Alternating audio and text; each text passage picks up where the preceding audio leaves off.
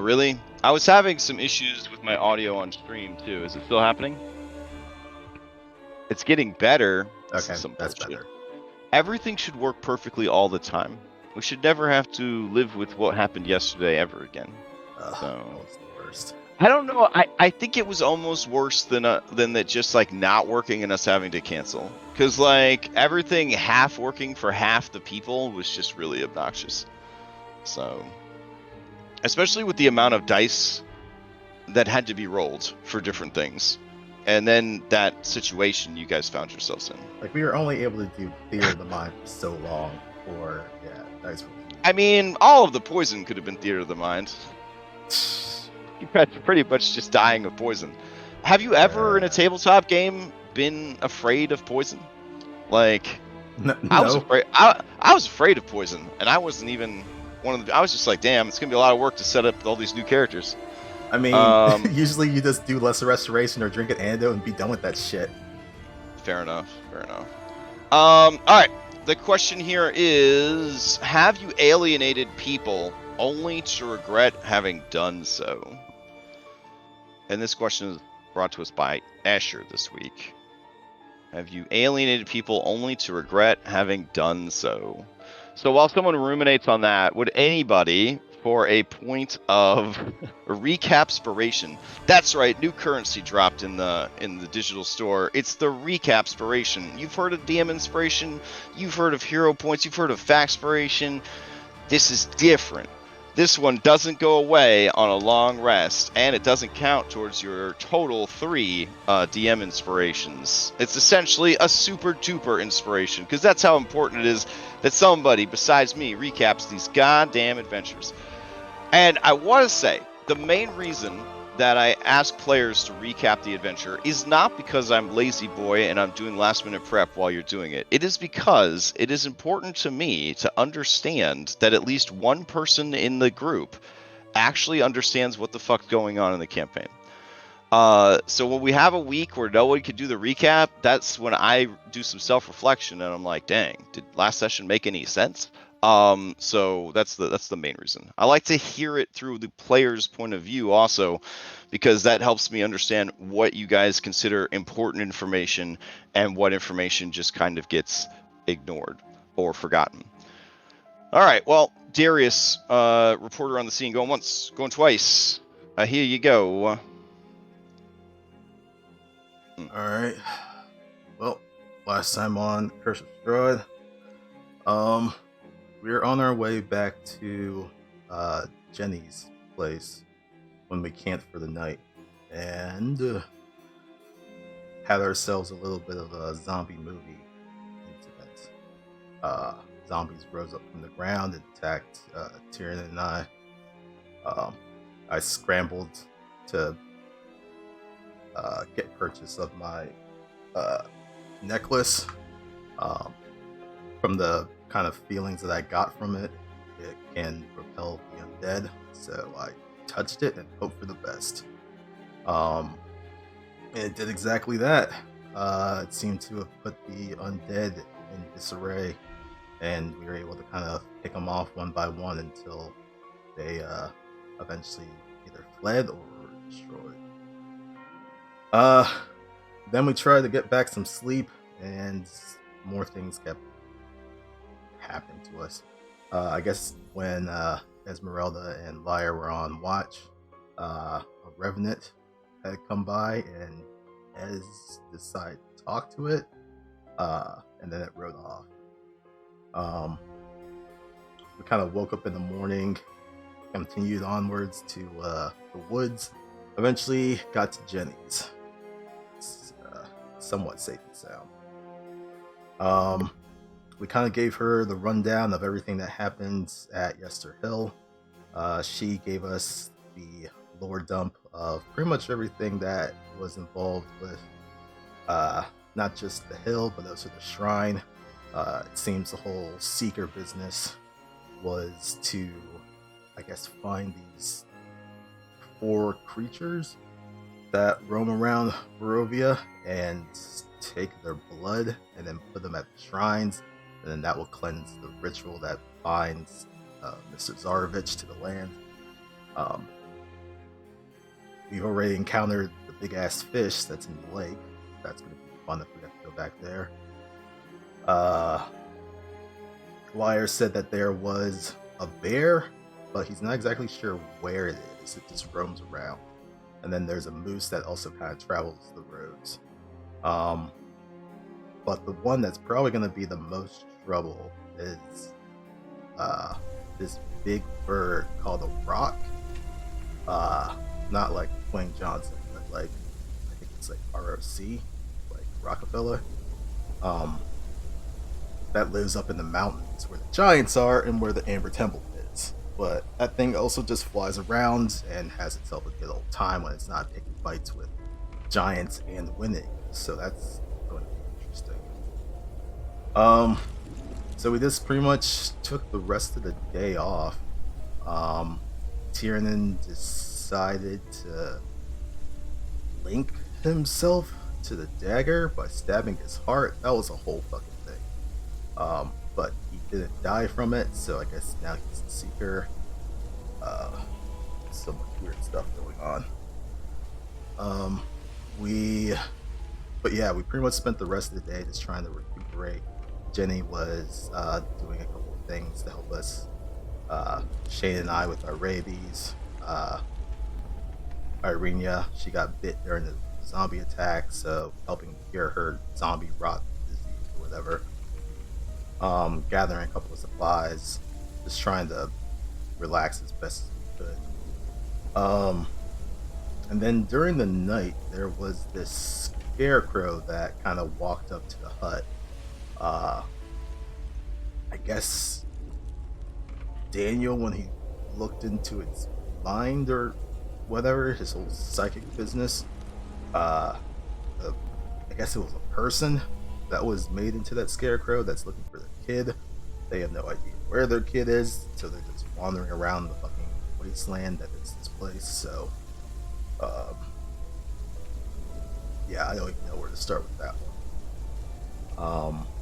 But yeah, we pretty much are still here at Jenny's trying to do what we can, and tonight is the night.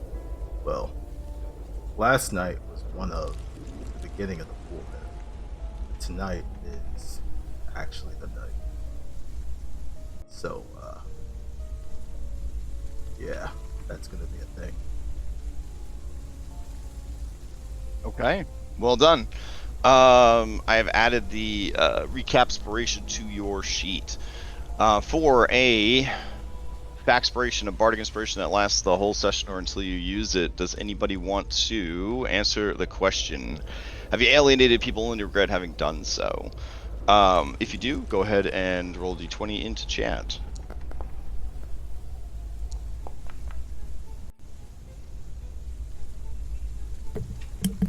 Ooh, we got a tie here. Going once, going twice. All right, a roll off between Darius and Daniel.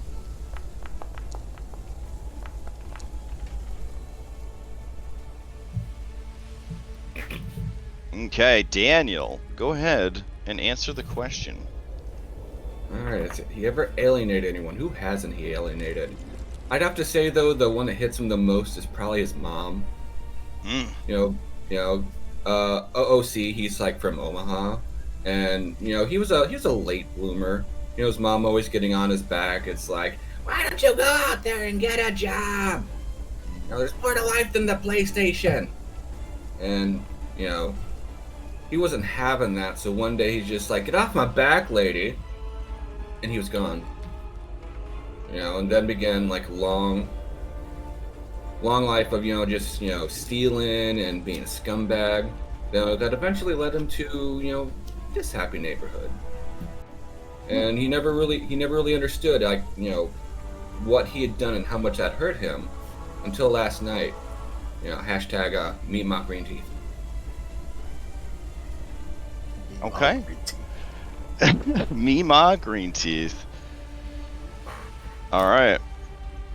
Well done. Well done. You may ask the same question of any NPC you've met previously in the campaign. Fair enough. We'll go back to a fan favorite. We'll ask about Bram Mardukov. Bram Mardukov. Oh man. So Bram Mardukov was friends with a young orphan named Sergey. Sergey's a pretty common name in these parts. And things were going pretty good. But one night, Sergey was worried that he and the other orphans were being hunted by something in the shadows. He begged Bram to stay over for the night, but Bram, who was on thin ice with his mom already for crimes he obviously didn't commit, refused to even ask, lest he call down her wrath, and he never saw his friend Sergey again. And so after that, he decided that Bram Mardukov does whatever Bram Mardukov thinks needs to be done, even if Mom gets mad at him.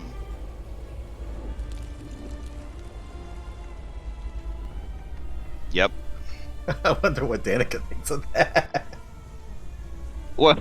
Thinks of that story? She doesn't know. Well, she doesn't know, but like, I imagine she's like kept her eye on him. It's like, what is this boy up to now? Yeah, but that's his origin arc. Why Yeah. when he became a man, a 9-year-old man, was when he carries the guilt of his friend's disappearance. So all them rogues, even if your parents are alive, you're not allowed to be a rogue without a tragic backstory. That's just, I don't make the rules. I don't make the fucking rules. I stepped All on right. Lego. Oh. So let's see. It's time. It's ritual time. We're just starting with the ritual, right? Well, it's the morning of. But, Okay. I mean, if we I just thought wanna we skip ahead- collected worms and all sorts of other shit. No, man. that I was thought the we- previous day. Okay. Yeah, Okay. this is the second day that we're here. All right. In that case, Jenny's shop is open, I guess, if anybody wants to go shopping. I don't know what your money situation is. Ain't no discounts, though. Okay. Well, her shop is back open because Item Piles is working again. So, are you guys able to click on it? Yep. Mm-hmm. This mysterious hooded figure that is apparently a shop? Alright, cool. Alright. Let me grab some music then.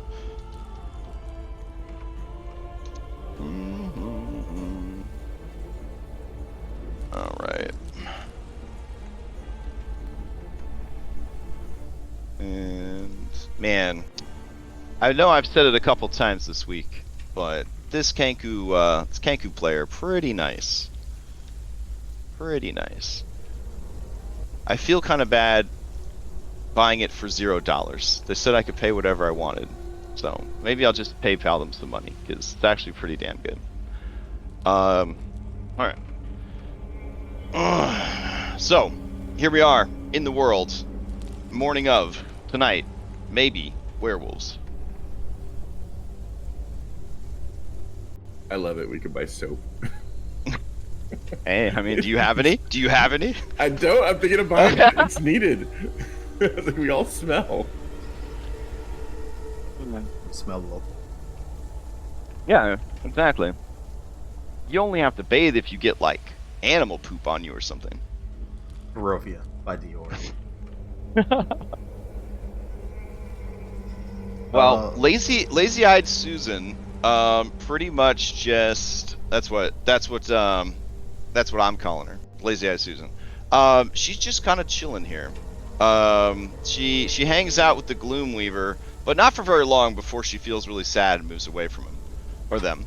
But she just sort of hovers at the edge of your group, watching everything. There is a nervousness to her movements, like a frightened bird that has no bones. Yep, that's the description I gave you. So, what do you guys get up to today? You technically have like a whole day. You could just do a downtime activity if you wanted to. Yeah, that's what I was kind of planning on doing. Everybody okay with that? Using today for a downtime? Absolutely. Alrighty. So, Liar, what's your downtime activity? Reflect in solitude or whatever it's called. Oh, It's my okay. You're jerk, just gonna like just meditate the whole day, try to get some inspiration. All right, that works. basically. All right. Tiernan is not here. I think given a whole day of not adventuring and him not here to defend himself, Irenia will force him to spend the whole day with her. All right. Shane Masters. What do you get up to today? This might be the last day that Mackenzie's ever alive. No pressure. Yeah. I'm also really wounded. We're three levels of exhaustion she needs. Hey. And I'm cured of rabies. Hey, and she's well rested with no exhaustion, bro. I think we know what you Yeah. have to do today. So, for the ritual We'll to just- happen, she we'll just fade to needs black. We'll just 3 fade to black. It's levels. fine. Oh, Yeah. Oh, yeah. They'll spend the day out in the woods then, like, you know, an 80s slasher movie. Okay. Because I'm playing too much Pathfinder, let's have a quick mini game. All right, give me them con saves. It's a race to 3 exhaustion. You don't want to win it. First one is DC 10. Go. All right, she's already losing. She's lost her well rested. Shay needs to make these two. Yeah, you need to make them too. You're just like, hey babe, I'm just gonna lay here in this moss. Do what you gotta do, girl. All right, so you gain an exhaustion. All right, you're winning the race currently. Now it's a DC 11. Here we go. Let me add. Uh-oh, she's catching her stride. She's catching her stride.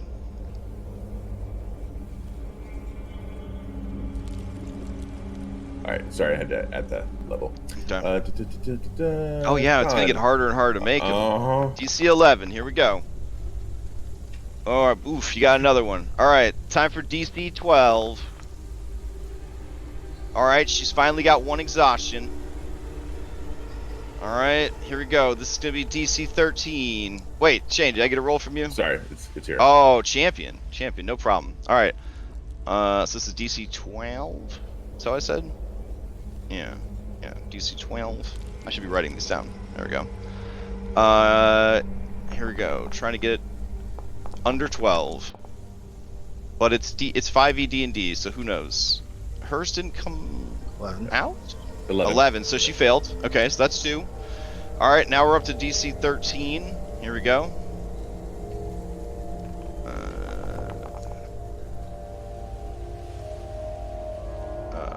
we go. Damn, okay. You guys are still going strong. DC 14. Wow. Alright, you She's get another working one, me out. Shane. Damn. Alright, this will be DC 15. Christ. You underestimated there. Shane! I hope you're staying I hope you're staying hydrated, son. How sad. Oh god! She's killing him! Stop her! Alright, so now are we at 16 right now? If he dies, All he right. dies. Here's 16. No, there we go. That would be 3. Alright. Whew. Alright, 6 hours later, she has 3 stacks of exhaustion. And the 2 of you feel closer than you ever have before. I'm not a machine.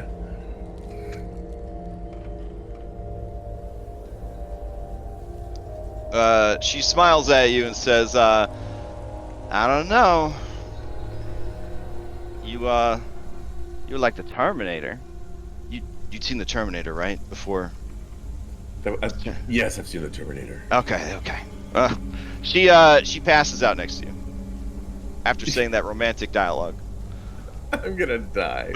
Okay, you pass out also? Alright, let me roll a couple of random encounter. No, I'm just kidding. Alright. So the 2 of you nestled in each other's arms and embrace in the conveniently placed soft flowering moss that you found. Tiernan and Irenia only accidentally stumbled on you guys 3 times during their nature walk. The 3rd time they were like, they're still doing it? It was terrible. Alright, cool. That's handled. Daniel, what do you get up to with your downtime? Well, Daniel's been up since the crack of dawn. Mhm. You know, after the night before, his having a chance to empty out his grief, he feels like a new man. So he's gonna get up early, help Mima with her chores, Okay. and then with her permission, he's gonna put together like some supplies and go around and do house calls on everybody, saying, Oh. "Hey, this is the first time since dinner we've had a chance to catch our breath, and things are gonna get pretty hairy. So he's gonna, if anyone needs any healing checks or anything, he's gonna help all with that. Getting in touch with the career that you kind of resented, but now maybe you miss a little bit. Okay, I like that. But, All right. and he's having a good day. He's like humming to himself, and it's good. That's what he's up to. Okay. He'll even try playing doctor with Liar if he wants. Wow. Okay. Does anybody take Daniel up on his medical services? Get a free checkup, off network, no copay required. He also has cookies. He's got like that jar of cookies on one hand. Every good patient gets a cookie. Oh, well, he said cookies. I'll take it. All right. Is there anyone who does not get a medical checkup today? Liar declines. Liar declines. Okay. I mean, when Shane recovers, he would. All right. Well, giving 1, 2, 3, 4, 5, 6, 7, 8 people, and I'm assuming yourself, a medical checkup would definitely chew up the day for you. Mm-hmm. So that would definitely be your downtime activity. You can either give me 1 hidden medicine roll for the whole day, or 9 hidden medicine rolls, and then I can kind of cue you in on what you know about each person. Also, this is a general diagnostics thing, so do you want to know the information publicly or secretly, in case some of these characters might actually have some real shit wrong with them? Hey, I think I need to know. Oh, okay, you need to know privately, like doctor confidentiality? Yeah, I suppose. Alright, I'm gonna clear chat. Go ahead and give me 9 medicine checks. 9 medicine checks. Do. That's a lot of checks. Mm-hmm. Just close your eyes and count them out as you roll. Damn, this dude a good doctor. Holy shit. You been hiding this? Oh my god. It's that high wisdom plus expertise. Oh my god. Okay. All right. And what? Oh, and he will try and say liar. It's like, I do know a thing or two about elven physiology. Liar looks at Daniel and insight checks him. Yeah, Daniel, is that true? Yes, and I'll explain as I attempt. Opening his bag, he'll say, during my stay at Castle Ravenloft, Ludmilla liked to keep me in her study, mostly as her inkwell.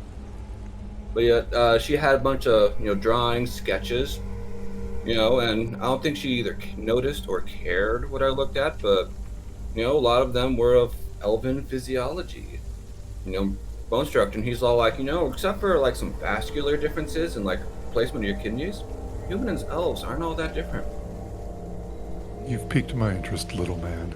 I will allow it. Okay, give me a 10th medicine check. Alright. Because that was a lot of sitting around. Yeah. I'm also implying that Ludmilla's latest spellbook is written in Daniel's blood. Oh no, I got it. It was well done. It was very subtle. Yeah. No, that was good. That will come back to bite him someday. All right, hop into secret chat. I'll give you the skinny, and you can tell your patients what you think they need to know. Okay. Okay.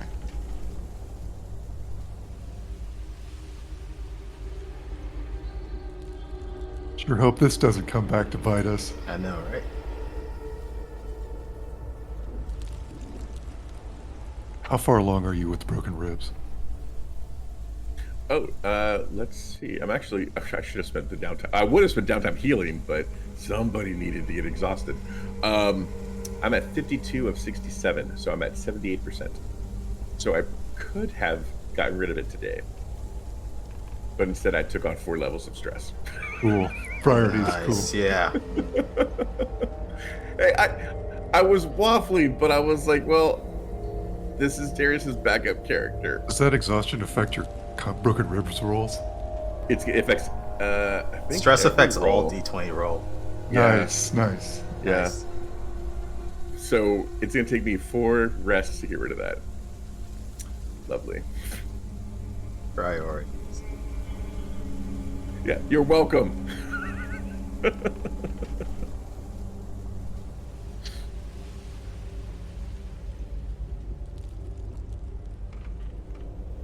Does anybody have any money? I have 4 gold. I have an electrum. Okay. All the money is back in the mines then. Cool. Yeah. Or what we spent at Raffin. I did buy 5 things of soap. Guess they were cheap. Also, whatever. Also we have, priorities. Yeah. Also, whatever we have left in our cart in Malachi. You know, it's gonna be really hard to buy bullets with no gold. Yep. Maybe the werewolves that we kill will be rich. In what world do you think that's gonna happen? Every I'd like to single think- one that we've encountered has been naked as the day they were born. Maybe they have, like, you know, they bring the loot from their kills back to. Oh yeah, back in their lair. Sure, that makes sense. Yeah. You just have to get to yeah. their lair. Oh, well, that's what I mean. Like when we go to get our ally after. Yes, we loot the people that we're trying to ally with. Well, there's bad ones too, right? So we just kill the bad ones who hopefully have the loot. Papa needs money for bullets. Papa's always gonna need money for bullets. Yeah, I have nothing of value to trade. Ain't you wearing jeans? No, because remember, everything from Shane got confiscated by Strahd. And he had biker leathers anyway, but yeah, that all got taken. So all I got's what Strahd gave me. So traveler's clothes. Is your bike in Ravenloft? No, it didn't make it. It never came over.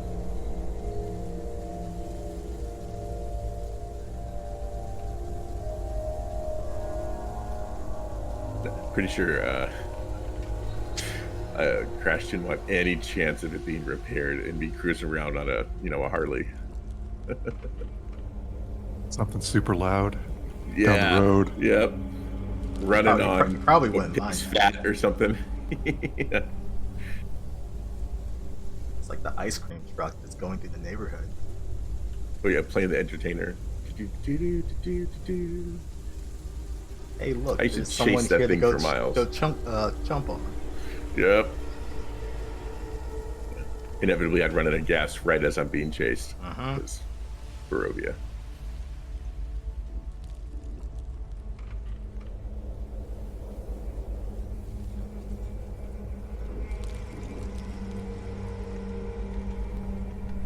All right, so we have everything we need for Darius and Mackenzie's checks, right? To get them as low as possible. Yep. And then you guys can use Fanspo. I already have inspiration. Oh, okay. Sweet. And it's 1 check, 2 checks. 2 checks. Oh, it's a con and a whiz, right? Yep.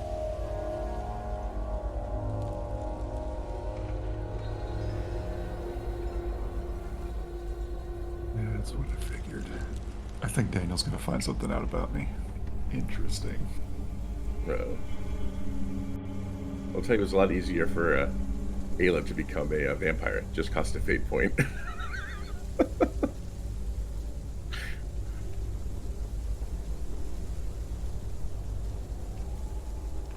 I don't know if it's worth it to be a vampire, to be honest. It didn't seem to do much for me. Not against shadow dragons.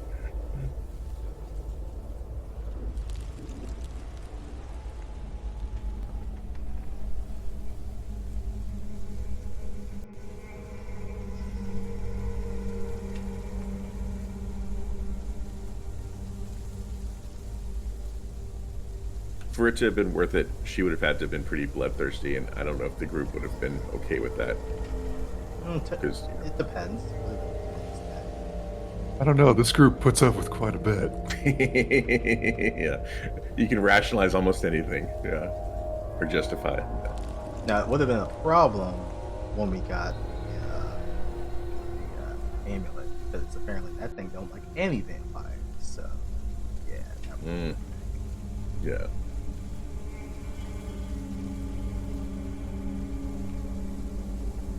So I wonder how Ismark's doing with his checks.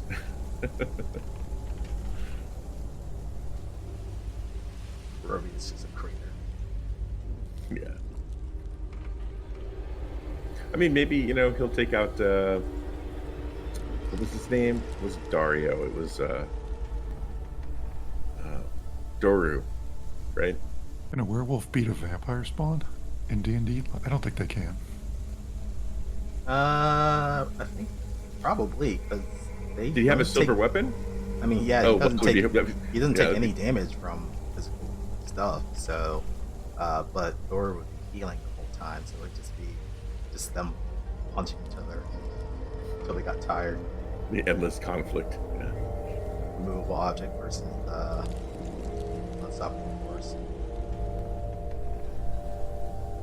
Okay, last, I want to make sure that if you fail, do you actually want us to kill you? For certain.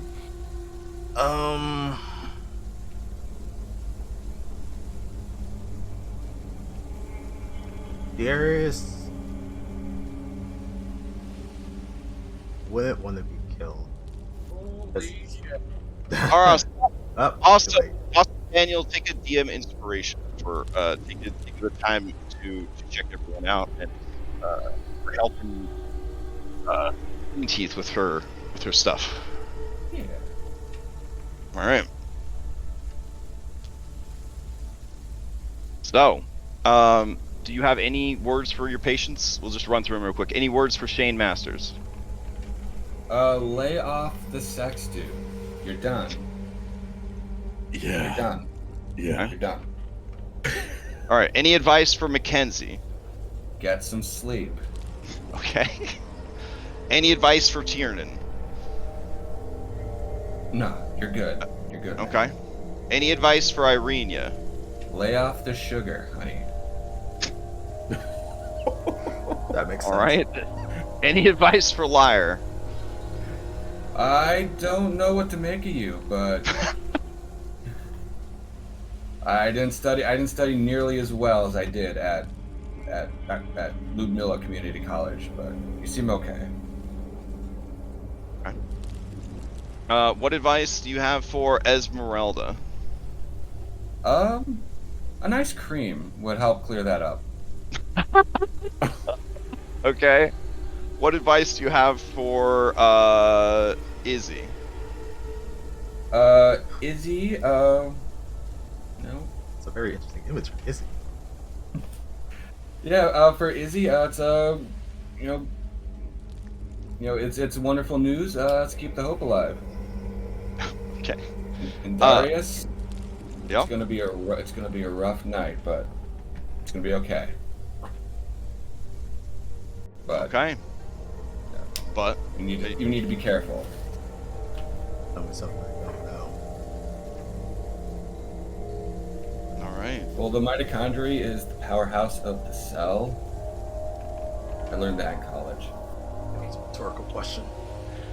So, as the day proceeds, Darius, did you have your downtime activity?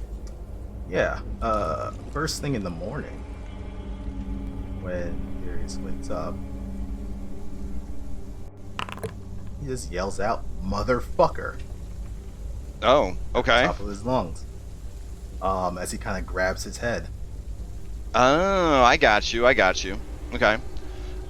In that moment, you think back to your interactions with Strahd von Zarevich, and you feel that you were roofied somehow. You feel that he's not the greatest guy you ever met, like your coolest uncle. He is what you actually think he is, which is completely up to you. I think he just starts yelling out like expletives and being like, Hmm. I tried being nice to him, and he decides to do this? Fuck him!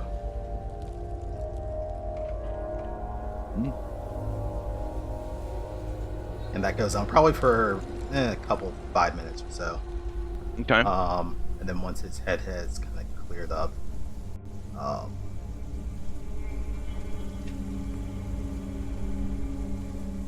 think you'll kind of look over towards Liar and Esmeralda, and will be like, have any of you, besides me, encountered someone who was charmed?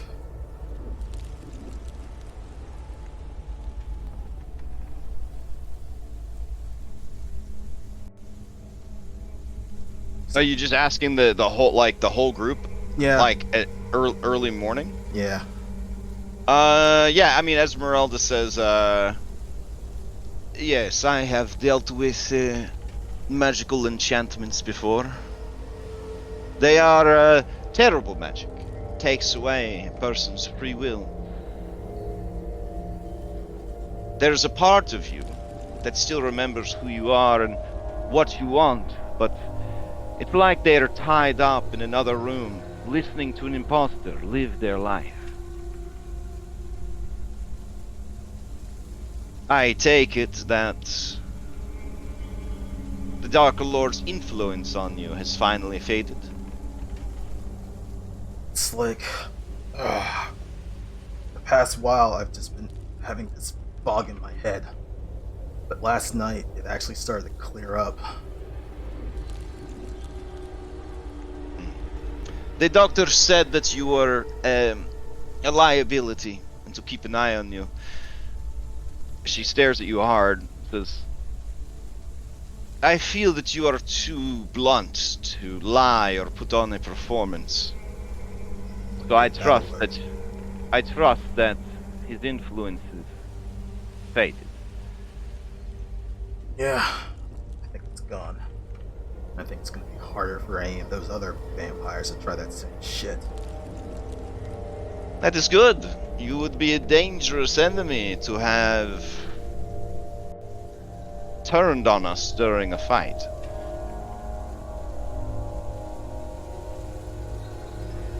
Well, it's not over yet. There's still tonight. Yes, you might become even more dangerous.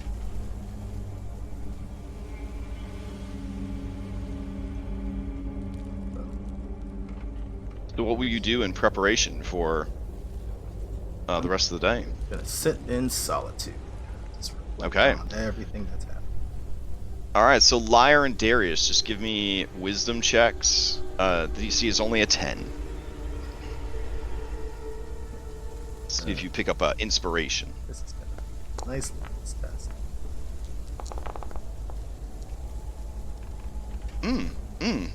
Bodes Okay. well. Lyre, you keep being distracted from your meditations by the sounds of furious humping in the forest, loud, shrill laughter from the redhead, and then you get coaxed into a medical examination that yields no fruit. So your inner focus is shot, essentially. Darius, you just got too much on your mind. And well, in it, ... But yeah, it wasn't a great day. Wasn't a great night, wasn't a great day, just having a grand old week. Yep. Alright, then I will advance the clock to the evening hours. Okay, so we can do top-down map for this. Just in case, no big deal. But you know, in case And he has a battle map. you want to put yourselves in a specific spot away from the action. Can you guys see? Yep. Okay. It will be this. This is the lighting you will have because it will be a full moon tonight.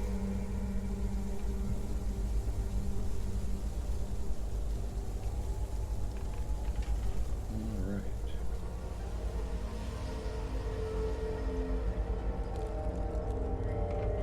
Where are you at, Jenny? Oh, there you are. She was on her porch. Okay.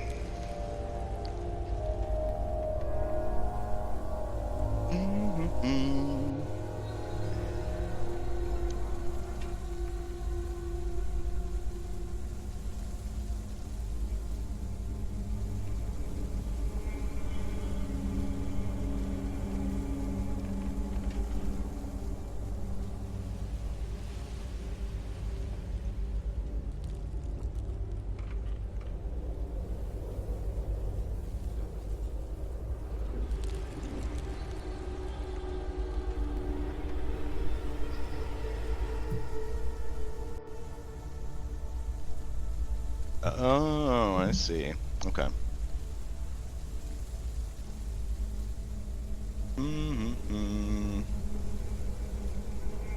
Okay, we definitely want this.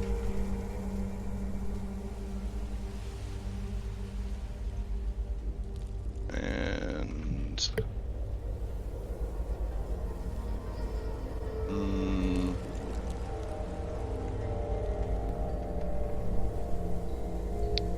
The one thing that's sad is when I switched over machines, I lost all of my, like, history for music.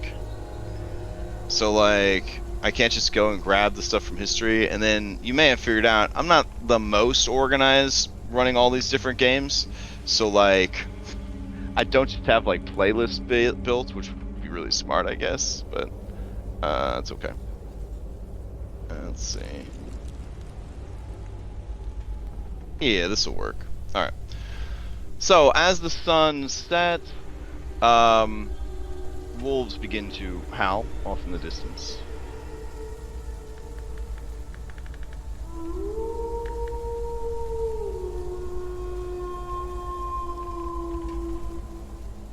Right. So what pains are you taking to restrain the ritual participants? Rope and stakes in the ground if we got it. Okay, okay. Who is tying the ropes? It is a sleight of hand. A hidden sleight of hand. Well, I would have done it, but I'm too exhausted. Alright. Also, are you keeping the... Where are Mackenzie and Darius going to be placed? I put them right Okay, they're right next to each other? Interesting choice. What if one turns and one doesn't, Darius? it doesn't matter. Yeah. Stay Wow. side. Okay, okay. Alrighty. No one's gonna give me a sleight of hands? Anybody? Daniel. Oh, go ahead. Daniel, do it. Okay. Give me 2. We'll write down what they are for each person. Alright, and I can use the psychic die if those are no good. Well, it's not that they're no good. They're good knots. You don't know necessarily how strong a werewolf is, and if it's going to be strong enough. So if you want to spend the points, you can. I think it's just mostly just to slow him down. It is what it is. Got it. Yep, All right. Got it. Okay. Shane's gonna join Jenny on the porch, not trusting Daniel's knots. Oh man, you don't want to hold Mackenzie's hand? Damn, dude. Wow. He did a lot today. So much for bolstering. Okay. Alright. Izzy and Irenia are going to be there to bolster Mackenzie's 2 different saves. Tiernan will be there to bolster one of Darius' saves. Is there a volunteer to bolster his other save? Yeah, Daniel will be there. He's going to be there for the entire thing, because someone's got to drive those nails in. Okay. Esmeralda instructs Lyre, but, you know, you don't have to do what she says. She literally is a lady that hired you to guide her around. To prepare for the worst, just in case. You will be nearby and ready to pounce. Okay. All right, and then because you guys long rested, Izzy wouldn't have inspiration anymore, so we gotta get rid of that.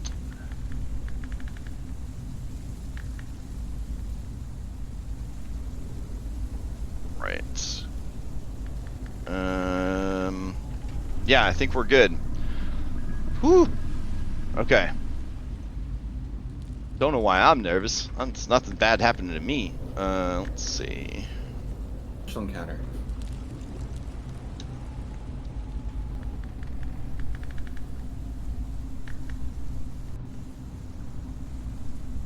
Where is this information we need? Ah, here we go. Okay. So who is hammering in the nails? Would be Daniel. All right, Daniel. All right, roll me a D6 for or sorry, 2d6 for Darius and 2d6 for Mackenzie. That would be the damage of the nails kind of being hammered in. Okay. All right, Oh, there you go. Mackenzie. All right. Oh, I didn't roll. There we go.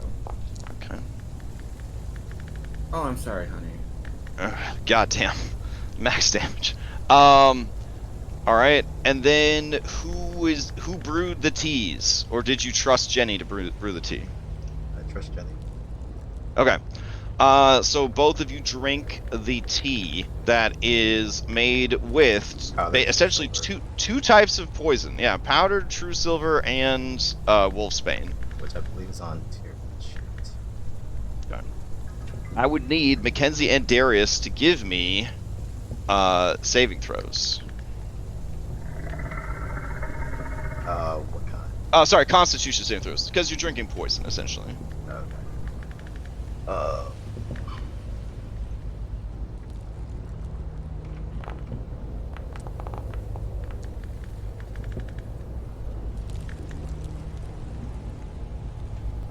Okay. Okay. Mackenzie does not make it, and is poisoned. Darius, you do make the save and are fine.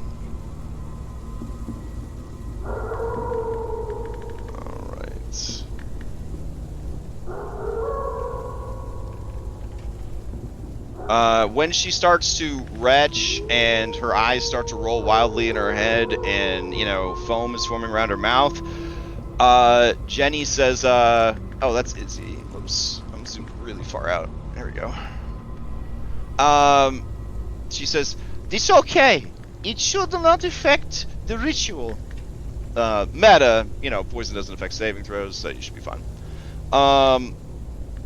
Alright. And 3 exhaustion. Took the tea. Okay. The moon begins to rise.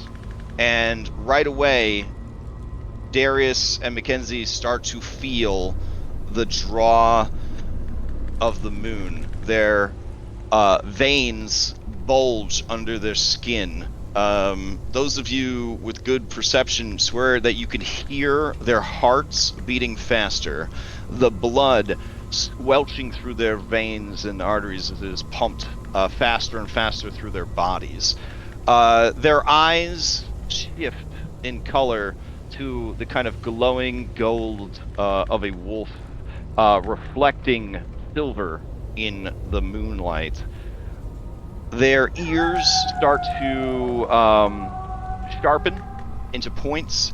Their nails begin to grow at an alarming, unnatural rate, forming thick, slashing claws. The skin around the nail, the cuticle area, just ruptures and bursts. Blood begins to well and drip from their bound hands.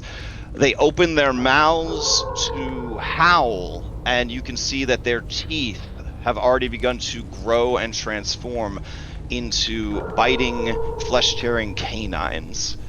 Their breathing intensifies, and the change begins to happen. Darius and Mackenzie, you each need to make Constitution saves, which are only DC 10 because you went and drank the wolfsbane. Each of you would be bolstered, so you would have a +1 modifier. Where do the werewolves heart come into Oh, my bad. Yeah, I skipped right over that. You guys would have ate that before you drank the tea and started the nails and all that kind of stuff. So basically, to kind of cycle back to that, you crack open the wooden boxes that you made, packed with snow, and there are just stoggy, half-frozen human hearts that you guys had to sit there and just eat all of it. Just down it as quickly as you could. I'm assuming you guys did that before, like, sunset kind of deal, as you were preparing to get tied up and everything. Can't remember if we had to eat the hearts as the moon was appearing or not, but yeah, that sounds fine. Yeah, I mean that's sunset. Yeah, Yeah. like when it transitions from day to night. Yeah. Darius would have eaten the alpha heart, and we had 3 regular hearts. So that would have been Okay. All right. So you've delayed long enough, Darius. Give me them saving throws. Yep. So you said the first one is con? Yep. Constitution from each of them.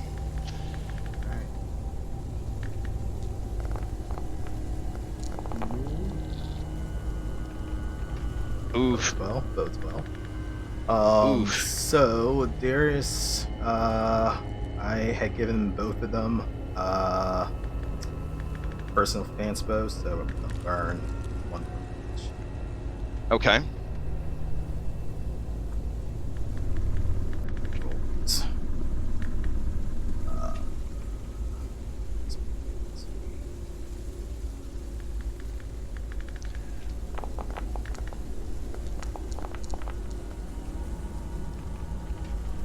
Okay. All right. So burning those, you are able to pass. You could feel control of your body, halting of the transformation happening, but you still feel your mind changing, your heart changing, your desires changing. Darius, in that moment, if you had to kill the person you care the most about, who would it be? I mean, the person he cares the most about is standing right next to him. Aw, Daniel. Oh wait, yeah. Okay. In the so short in time your- I've known Daniel, I love him so much. In your mind, you are inside your wolf body. You are chasing her. She is running from you through the forest as she ran from the vampires and the streets of Valakai. Her fear is intoxicating. The smell of her imminent death is driving you insane with desire to kill, to rend flesh, to devour. Mackenzie is thinking back to earlier in the day where she and Shane shared many, many hours of quiet, quote-unquote, contemplation in the forest. But this time, the sun sets during their time together, and as the moon rises, she transforms. She keeps him pinned beneath her. His terror obvious, his sorrow for what has happened to her palpable. And she devours him as he screams, as he cries out, as he tries to stop her, as he tries to escape. She pins him down, she holds him down. She devours him. Alright, each of you has to make a wisdom saving throw. You have to pass both of these to succeed in the ritual. So the Constitution's is done. Now we need those two wisdoms. One from Darius, one from Mackenzie.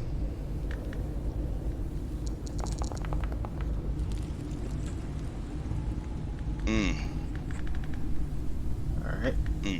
Mackenzie burn her second personal one.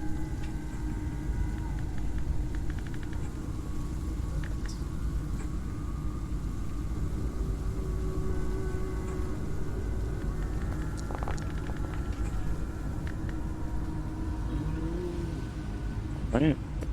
That's what it is. Darius, you shake away the images. You would never hurt Mackenzie. That's sick. You feel ill. And give me another Constitution save, Darius.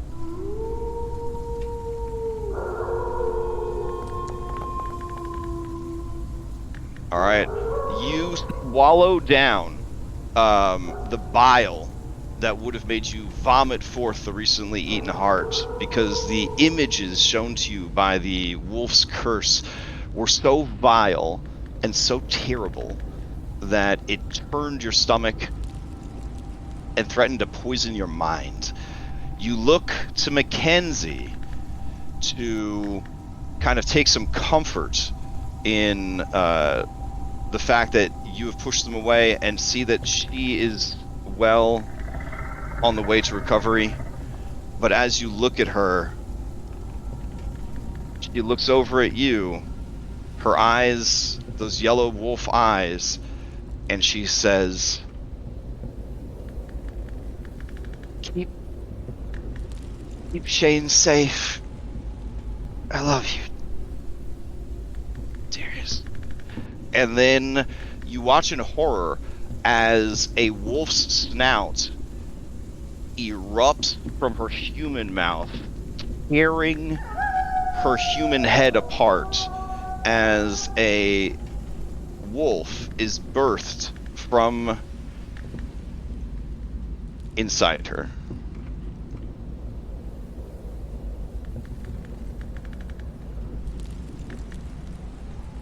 She lets out a terrifying howl and rolls into initiative.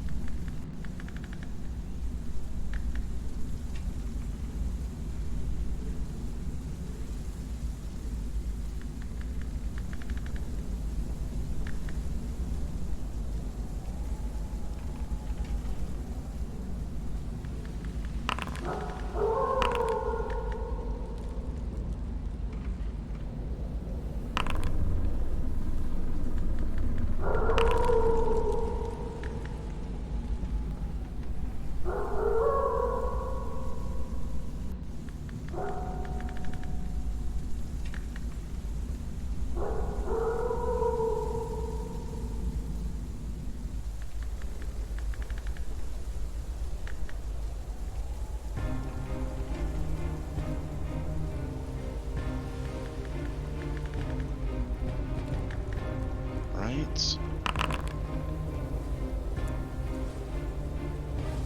Let's see. It looks like she has won the initiative. She is going to try to get free from her restraints. She needs to beat a 14 on this athletics check. Here we go. Alright, so she spends her action tearing free from the ropes that Daniel bound her with. She stands to her full height, which is now a little over 6 feet, and she lets out a bloodthirsty howl, and she looks over at Shane Masters, but seeing that she is surrounded by enemies, she turns on Izzy. Even though Izzy is a companion character. That is her turn, though. Alright, she will pass to Shane Masters. Aspiration. Oh, you're gonna steal from Shane? Yep. Oh, okay.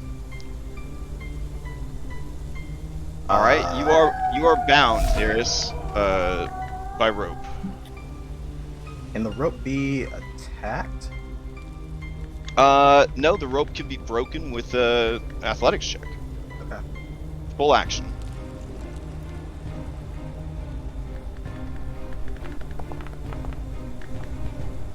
The rope can be attacked by someone else, but Daniel did a pretty good job on these, and a 16 is not enough. Succeed the cost. Actually, before he does that, it's not quite rules as written, but can I use one of my maneuvers, quick draw, to slice his rope?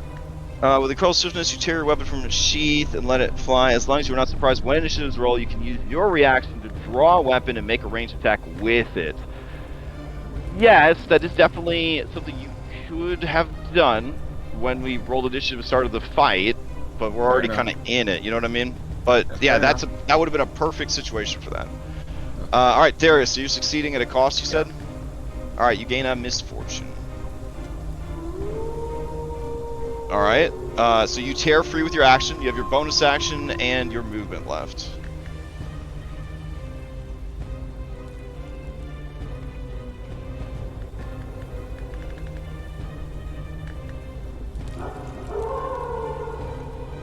Sorry, I'm just some stuff. Bonus action, delete.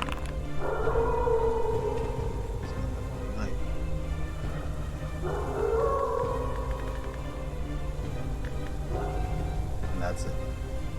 Okay. Let's see. Who do you pass to? I'll pass to Tiernan to tell him to get everyone out of there. Tiernan would say, "Whoa, Darius, we're not going anywhere. Not without you, and not without her. We'll just knock her out, right?" And we can knock her. Tiernan, We can he knock doesn't her look out. at anyone else to see if they say yes or no. He just moves into position to knock her out. All right. We can knock her out. Sorry, but I'm make trying sure my best, Izzy trying and my Ryan best. get safe. All right. He, for weapons, has the Dagger of the Seeker, which is a silvered weapon. All right, so he will hit her with that, trying not to kill. Here we go. Getting a flank from Lyre. That is going to hit, and second attack is going to hit. So she takes both of those. And then he will tell Izzy to disengage and get the fuck out of there. He'll tell her to run to the house. So she will kind of make her way towards the house. Jenny kind of calling to her. And then... man, what's he gonna do? He definitely doesn't want it to go after Izzy. Alright, and then he's going to bolster Lyre. And he'll pass to Lyre. Lyre looks at Darius and says, "You don't have to do this." Then rages. Knock her out. And will grapple her. The first attack. Okay. Cool. Trying to beat a 17 using her passive athletics. Okay. Athletics.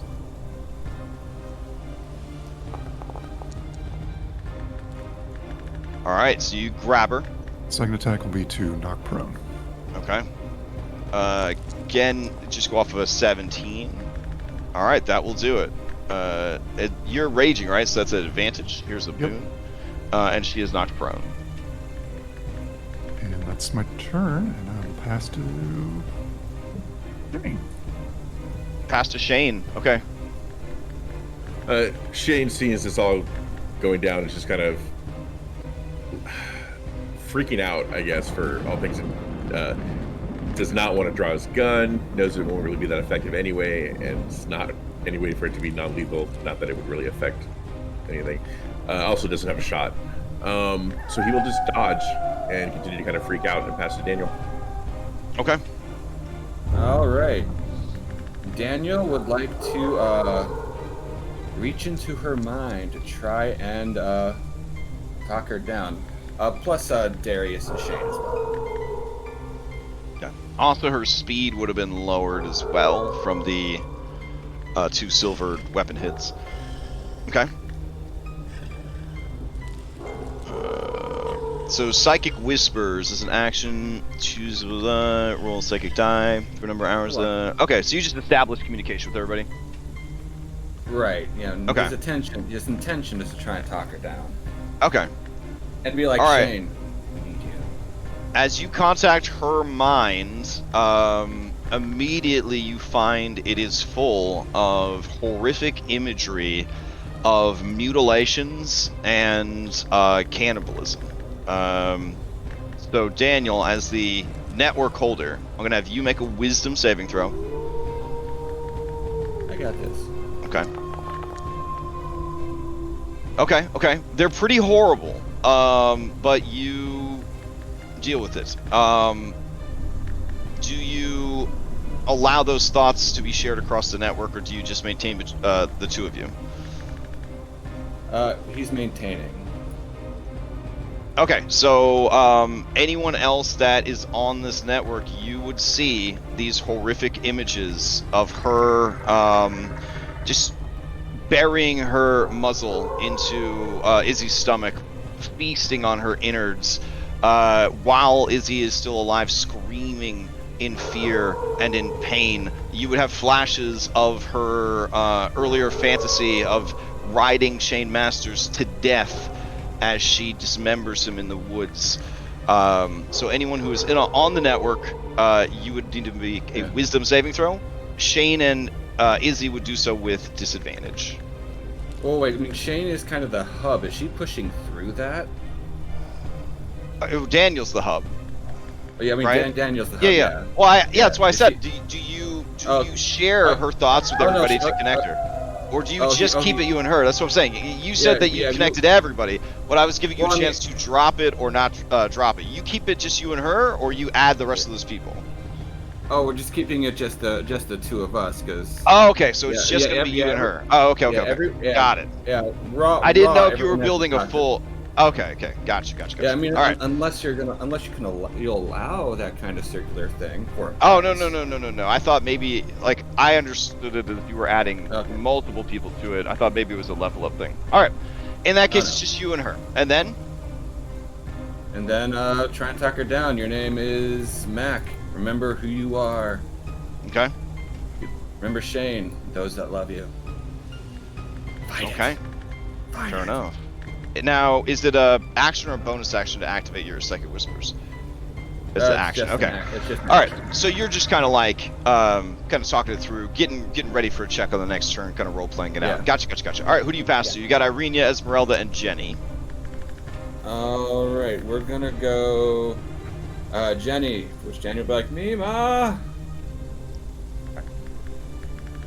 Jenny will come forward. And she will kind of grab hold of Izzy and move Izzy behind her. And that will be her action. She will pass to Irenia. Let's see. Irenia doesn't want to attack Izzy, even when Izzy is a werewolf. He is going to disengage. No, she doesn't have a very good wisdom. She is going to kneel down next to the werewolf. And she is going to try and soothe her. So I will have her do a persuasion. Okay. Whatever she's saying, these calm, kind, whispered words, for the briefest moments, you see the wolfen eyes kind of lose focus, close, and the mouth shuts for just a moment before flashing back open, brighter and more angry than ever. She passes to Esmeralda. Esmeralda says, so we are killing her then? No. Or...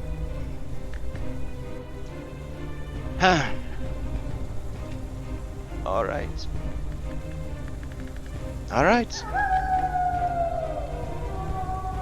And then she's going to step forward and she will just whip Mackenzie over and over and over again. Which, Darius, like, you grew up with this kid, you know, and then there's just this tall, mean muscle lady just beating her with a whip. It's fucking horrible.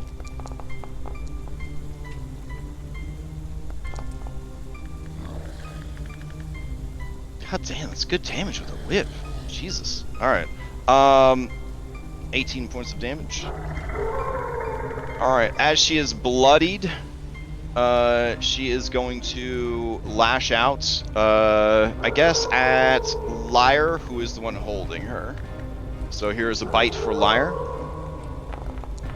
With disadvantage because prone, so a 10. Alright. And then, let's see, going into the next round, Esmeralda will pass to Darius. Okay. He still has the kiss for a wolf on him, so he's gonna kind of take that out of nightmare action, and he's going to just grab her.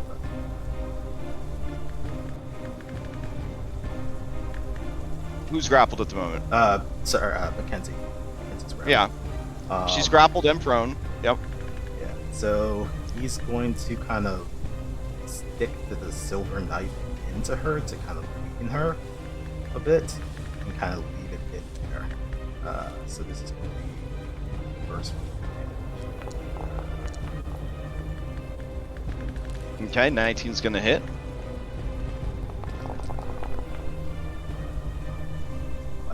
Oh shit! Alright, that's... But what? 21 for 6. It shouldn't have been. I don't know why. Oh, okay. Attack, extra attack. Second one, 21 for 6 damage. Alright. Bonus action, he's going to unarmed strike.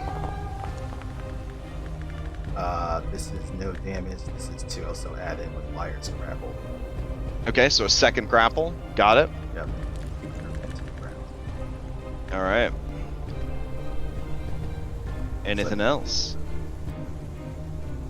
He's just going to look into the creature's eyes and be like, Mac, remember. Come on. Just Okay. looks your gaze. Alright.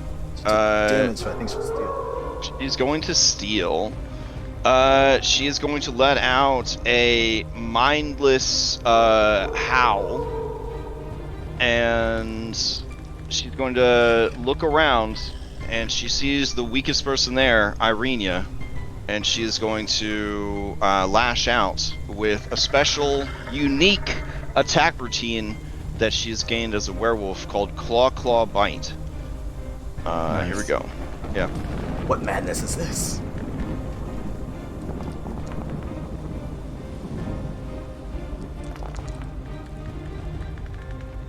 Oof. Alright. So, that is going to be a hit with the slash. And then a 15 is going to hit with the bite. Irene will have to make a secret saving throw. Let's see.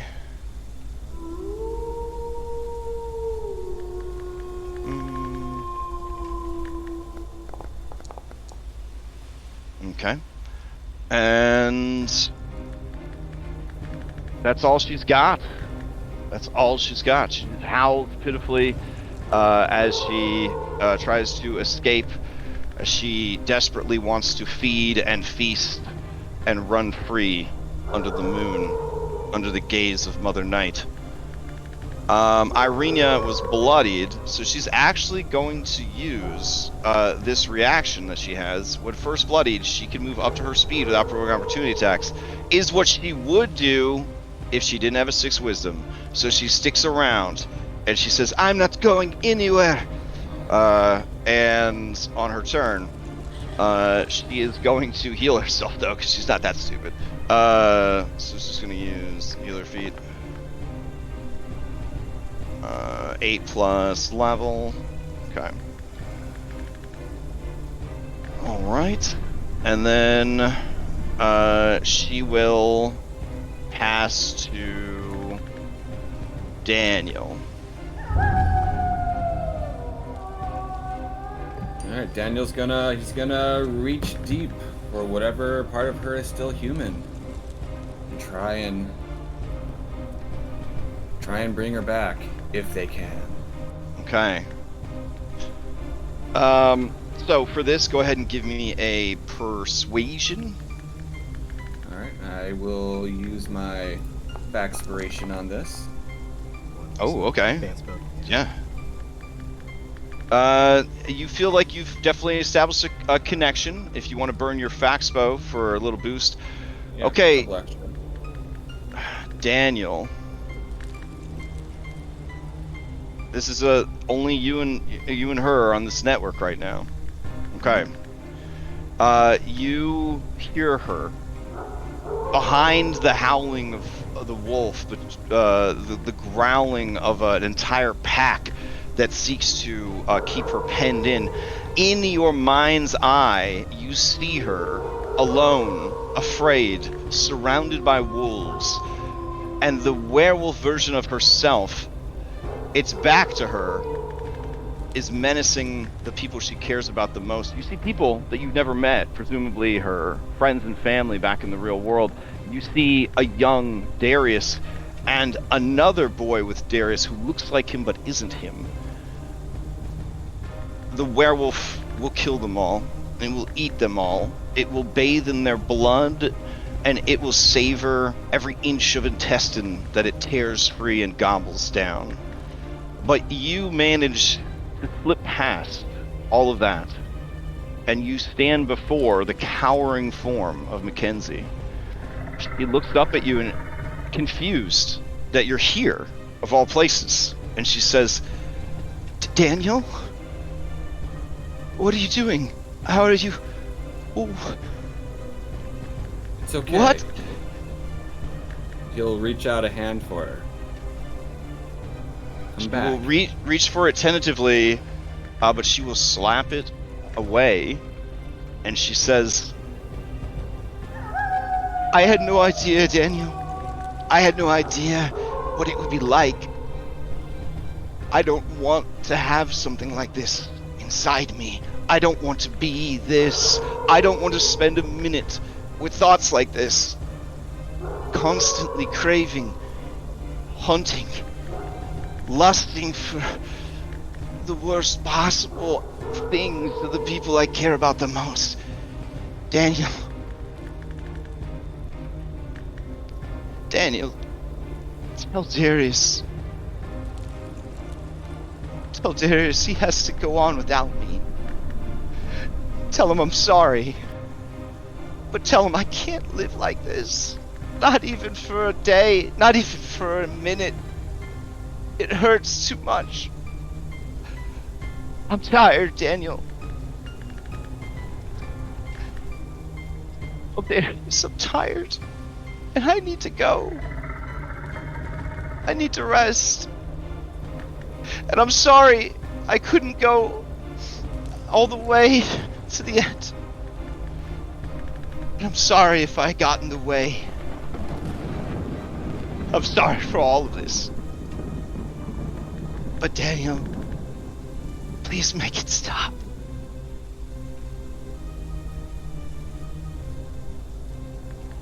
And right. Daniel, you feel rough claws dig into your back as the manifestation of the wolf's curse grabs you by the spine and just picks you up overhead and then slams you down into the ground, and you are back in your body.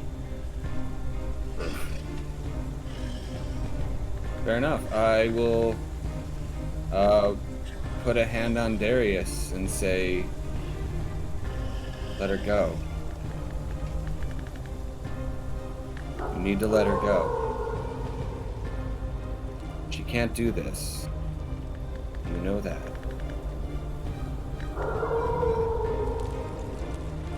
She's in pain. You know, there'll be like a tear down Daniel's eye. We can't fix this. You need to let her go. Be her friend. Can I Let her make go. an insight check? Yeah, sure. Daniel won't even roll deception. Well, Daniel, you're not deceiving, so go ahead and give me a persuasion. Persuasion. And let's see, persuasion. And I'll throw a psychic die on top of that. Holy shit. Darius. This guy, it's hard to know what to do with him or what to make of him. But right now, in this moment, he is speaking the hardest, realest truth to you with his 32 persuasion that you've ever heard. Goddamn. And if Tiernan's right there, Daniel will like grab his axe and hand it. If that's within the economy. I mean, mechanically, the worst thing that can happen is this werewolf will make one of you a werewolf, but you have Wolfsbane now, and the best herbalist in the region, so the stakes are relatively low, other than what has already been lost. No. There's that plant. There's the abbot. There's gotta be something. There's gotta be something.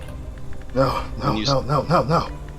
When you're saying that, Irenia is just fucking sobbing. Her Witcher 3 makeup is just all over her face, and she's hugging the werewolf as it's trying to kill her.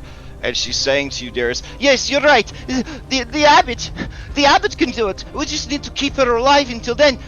Every night we'll chain her up, silver chains, and we will just take her to the abbot, and he will make everything okay. He will make everything okay again."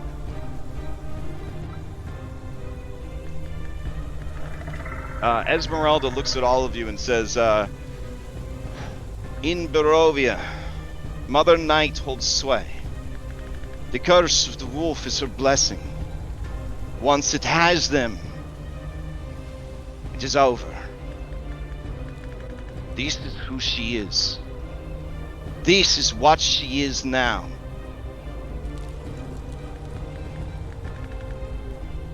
Were it you that turned, Darius,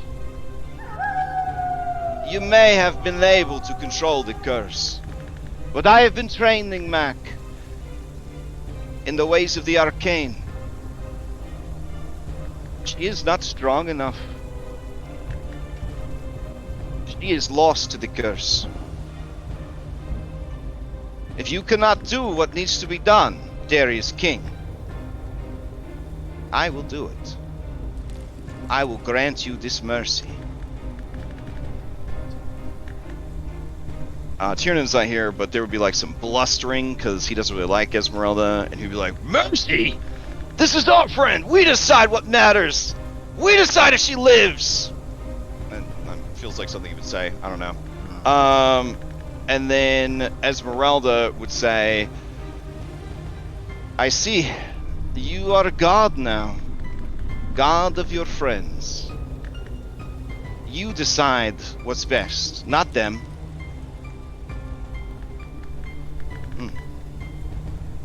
All right, Daniel, who do you pass to? All right, has Darius you? Darius already yet? gone this round. Okay. He'll pass to Shane and shoot him a message. You need to say goodbye. That probably shakes Shane out of his stupor, and he will dash.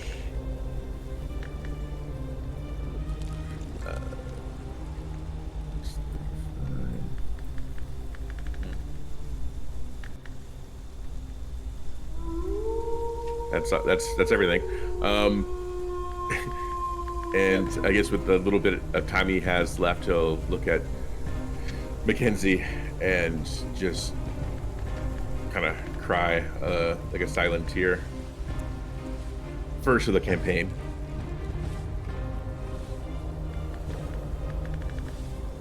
And he'll pass to Tiernan next roll. Okay. Tiernan, is... Man, this is kind of a big deal for... I think Tiernan is going to go get in Esmeralda's face. And basically ready an action to stop her if she tries to do anything to Mackenzie. He will pass to her, and she will stare him down and say, I think if it's anyone's decision to make, it is hers.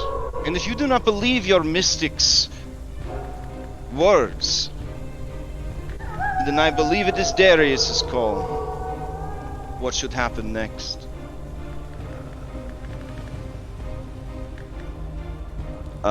She will pass to Jenny Greenteeth. Jenny Greenteeth will watch Silently. holding Lizzie back and kind of trying to keep her safe. Liar. All right, he will attack once. Okay.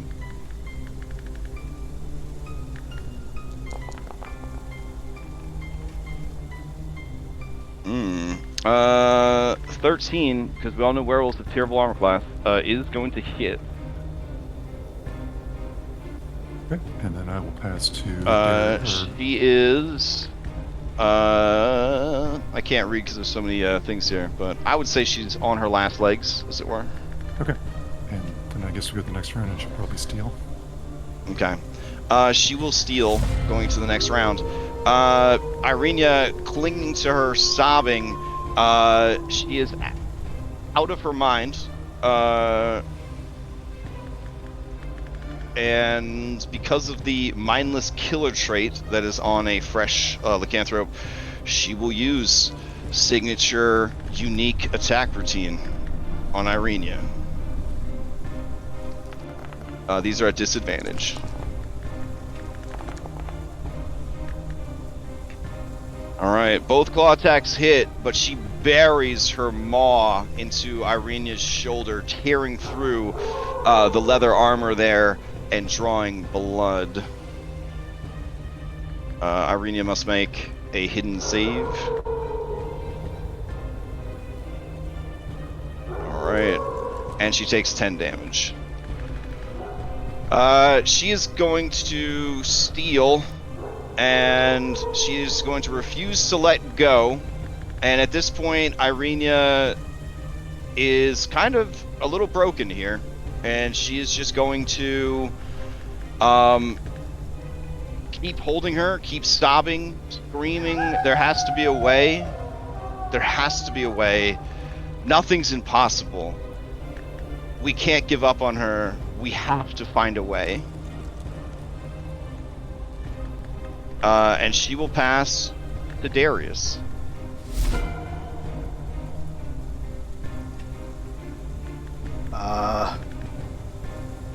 I think probably in that moment, just flashbacks of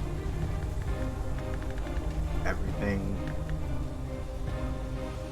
of his life that he has spent with Mac as they've been growing up.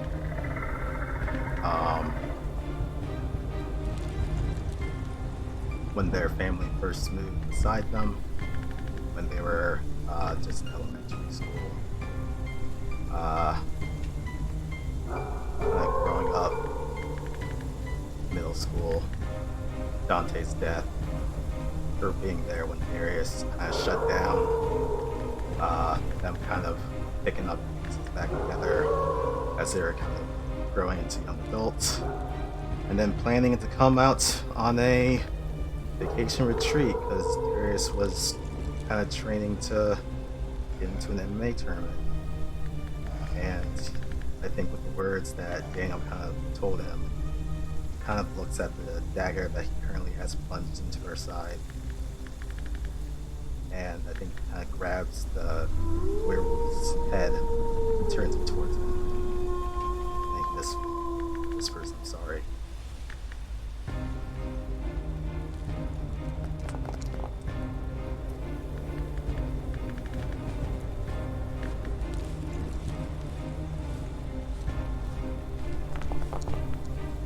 All right. As you stab the blade in, you feel the rapidly beating heart stop and sputter.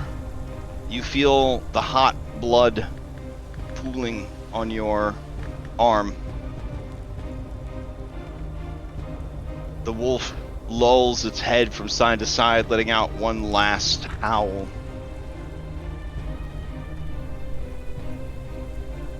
And it slumps against you, its muzzle stained with Irenia's blood. And you feel it begin to change.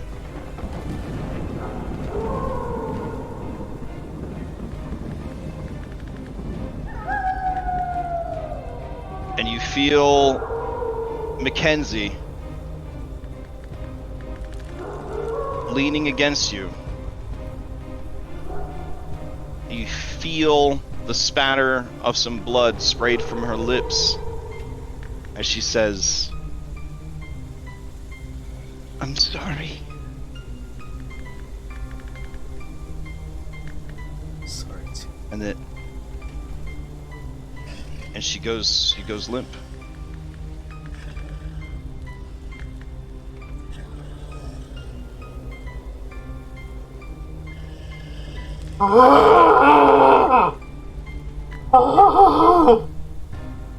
And that just continues for minutes, 10 minutes. Just sorrowful scream, howling.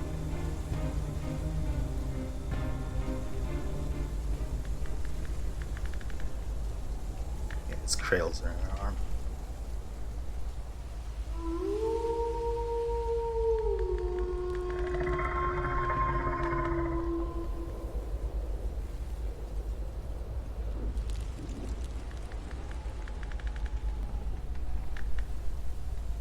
Jenny releases her grip on Izzy, who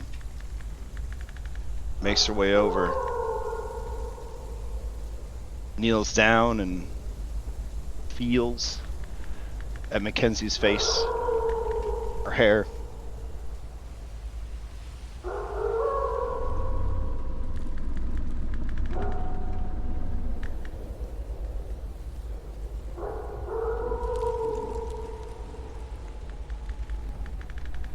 Esmeralda's gaze, having turned from Tiernan's to the scene, she nods once and walks away. Tiernan's fists are balled up, clenching the dagger in one hand. He watches her leave, but the nearly inhuman sobs coming from his allies draws attention back. And he goes to put his arms around Irenia.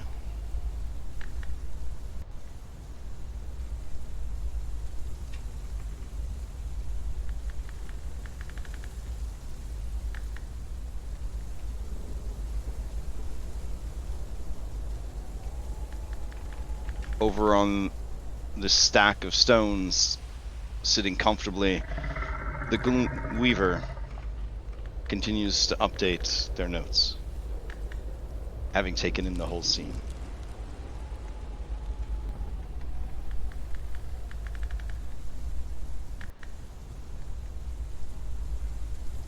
Why don't we take a 5-minute break?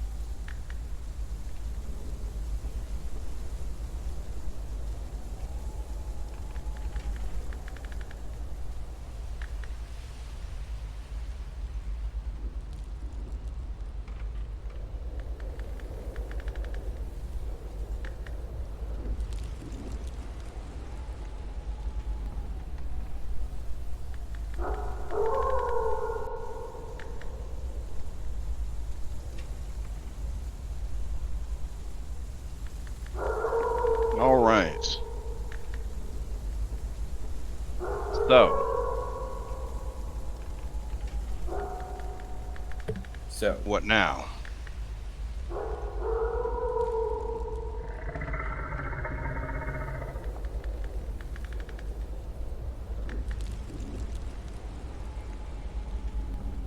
We should bury her.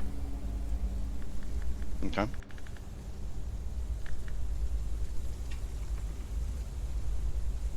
Daniel will ask, "Is that okay, Jenny?" Oh. She uses her long, extra jointed arm with extra jointed fingy nail to kind of wipe away a tear from her sunken fleshy eye socket. She says, "These woods, oh, they are full of the dead. If you know a place that she might have liked, you may use it." Shane is not going to mention the moss pile. Really? Dang. I Wow. feel like that would not be respectful to Darius. Okay. She says, "Now, you there, Rose of the Valley. Let me see that bite." But she is clinging to Mac's body, and somehow also clinging to Tiernan, like a red-haired octopus. But Tiernan kind of coaxes her to let go of Mackenzie, and basically just carries her over to Jenny.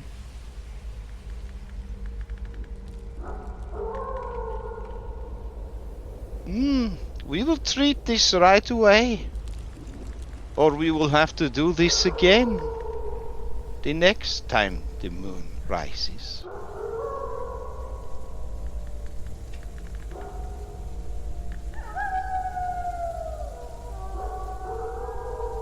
Alright, so you can assume that Jenny will be able to take care of that. If nobody offers up an alternate suggestion, I guess Shane will ultimately say, "There's a grove not far from here that was nice, soft ground."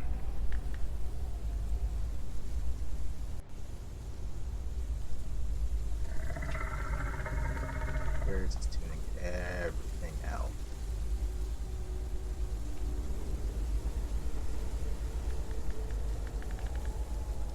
Darius is clutching on.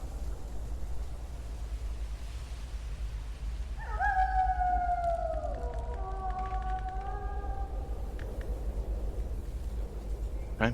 We can assume then that before the sun rises, you guys have taken her to the mossy grove and dug for her grave and placed her within.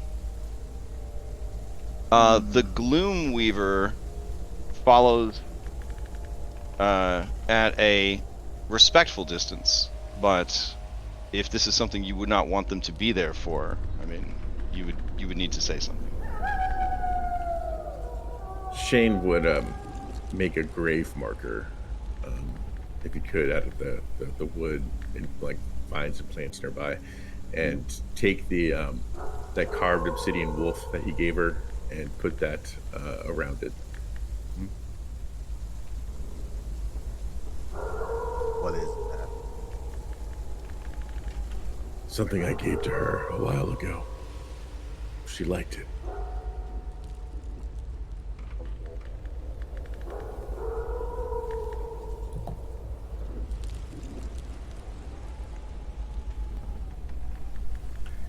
It meant something to us. A wolf.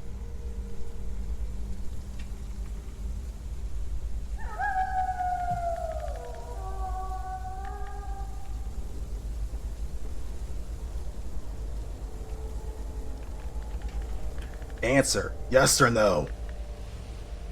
You're not the only one in pain, so stop being so fucking selfish.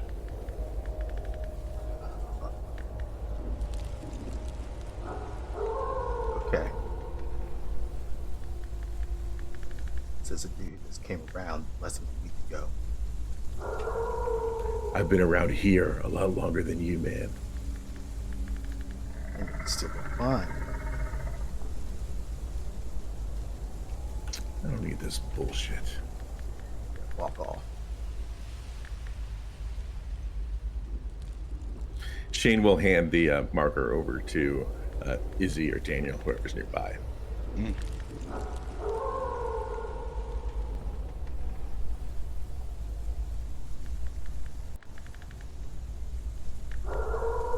Yeah, Izzy will take it from you.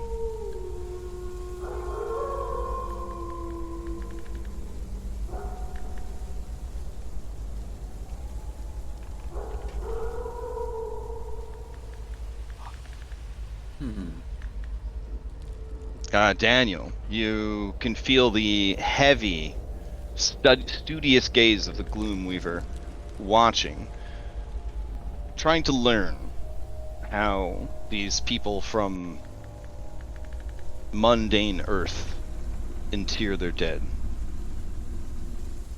That's fair enough. We'll look back at her. He'll look at Darius and buried her. I didn't know her long, but she seemed okay.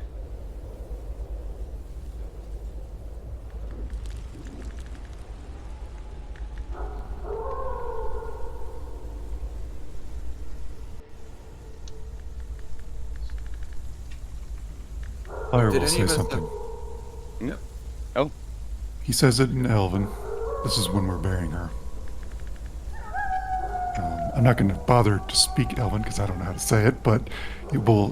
The people that can't understand it will say, "Guide my journey. I am a spirit. My death is the end. My grave is eternal. Guide me to peace and safety." And walks away.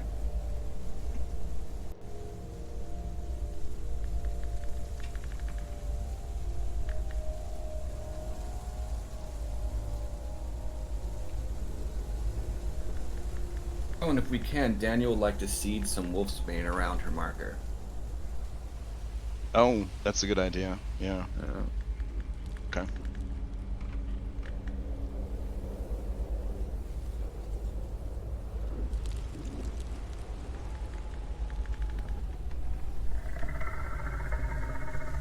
He'll give Darius a pat on the shoulder. What shallow consolement he can, and he'll walk off in his own time. Let him grieve alone until he comes back.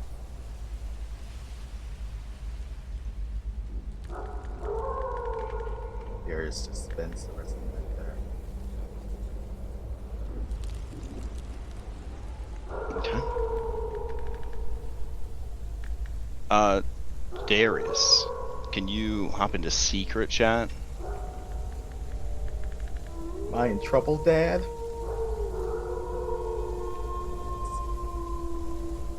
Oh, he wasn't cured.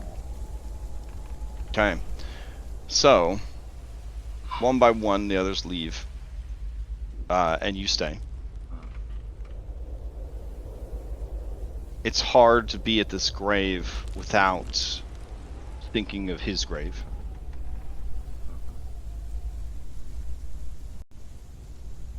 The events that have transpired in the few weeks since that fateful night at the house, they just don't seem real.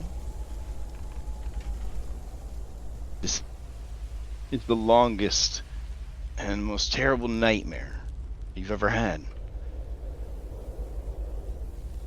But even though your body has been scarred and mutilated and burned, bit, slashed, and stabbed, even though the tissue has grown back again and again, the scars building on scars to the point that you can barely feel a friend's touch on your arm. You feel this at the heart of who you are. and you can't rationalize it away. You can't convince yourself that it's not real, because you remember in those moments when the curse was taking you as well, the things it wanted you to do, the things it would make you do.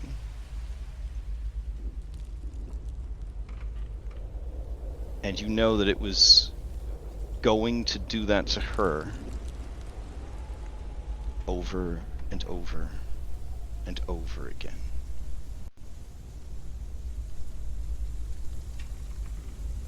As you're thinking about this, you hear a voice in the shadows around you. Here in the glade, the moon shines through the pine trees, dappling the moss and the fresh grave, but shadows still linger, enhanced by the fog and the mist that always seems to cloy and cling to every part of Barovia. And from within it, you hear a voice that says, "Another has died. How many will they take from you, Darius King, before you have had enough?"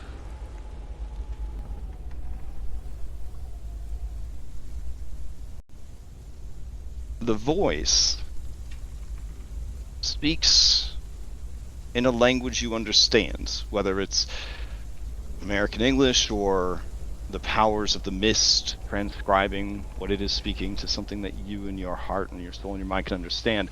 But there is a edge to it that does not sound human. It sounds ancient, other, and even a bit reptilian.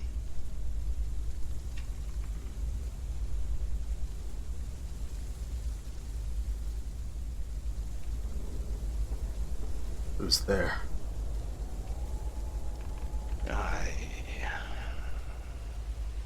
I've been watching for some time now. I've been watching you for some time now. Not just here, but always.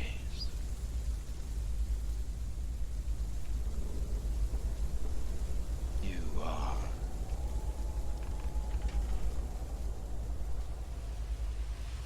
important to me, Darius King.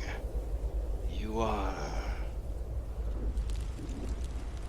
something special. You endure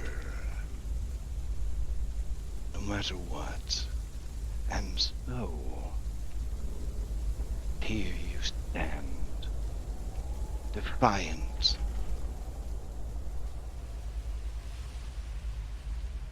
I am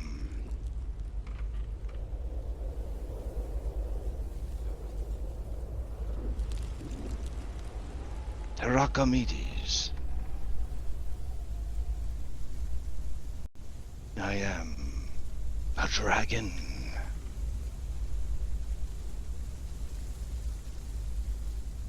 And I would like you to tell me, how many more will you lose before you have lost too many?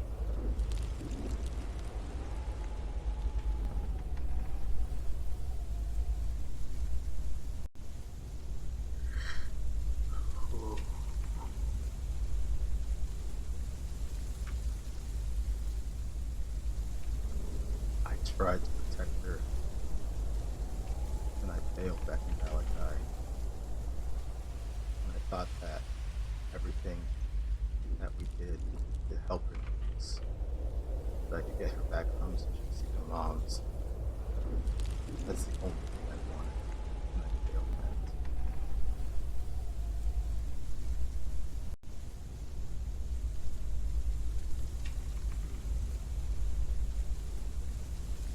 No, There are many who would tell you the lie that death is inevitable.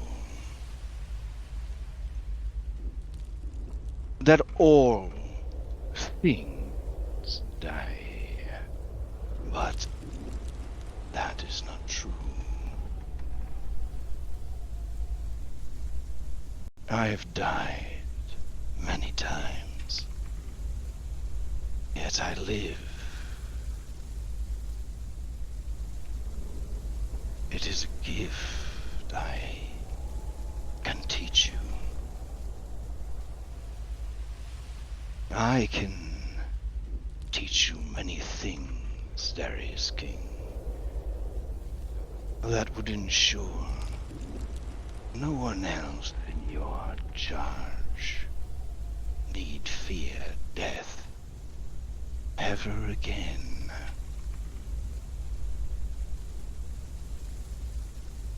And with these talents, with this knowledge, when you victoriously return to Earth, you can defy death even there. Make right the wrongs that the fate felt the need to torment you with.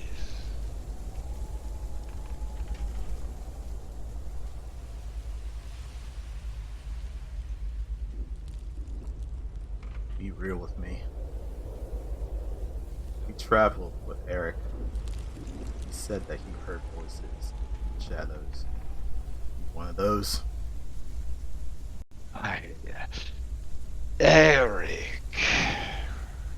Eric was a selfish weakling.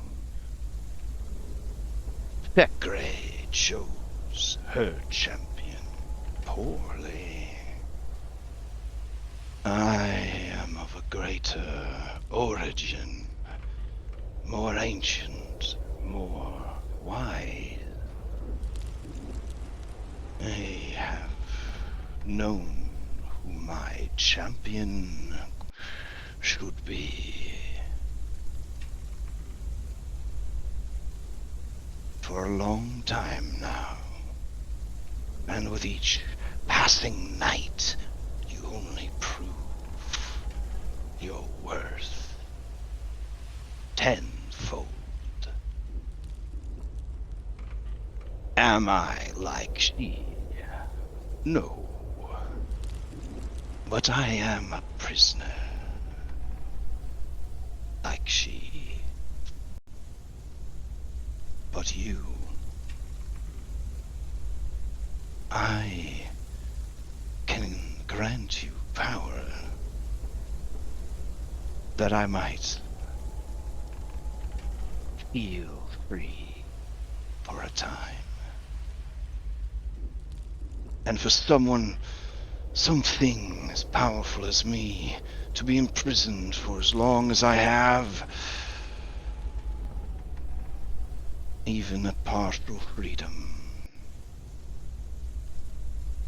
experienced through proxy,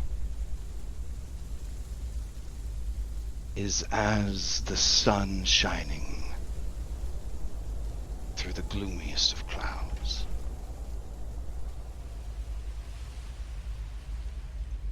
A lot of people have been saying this place is a prison. And I recently just had the bag pulled from my head. That bullshit Strahd did. Strahd, the warden of our fate. The catalyst of our undoing. Yes. He is an enemy to all.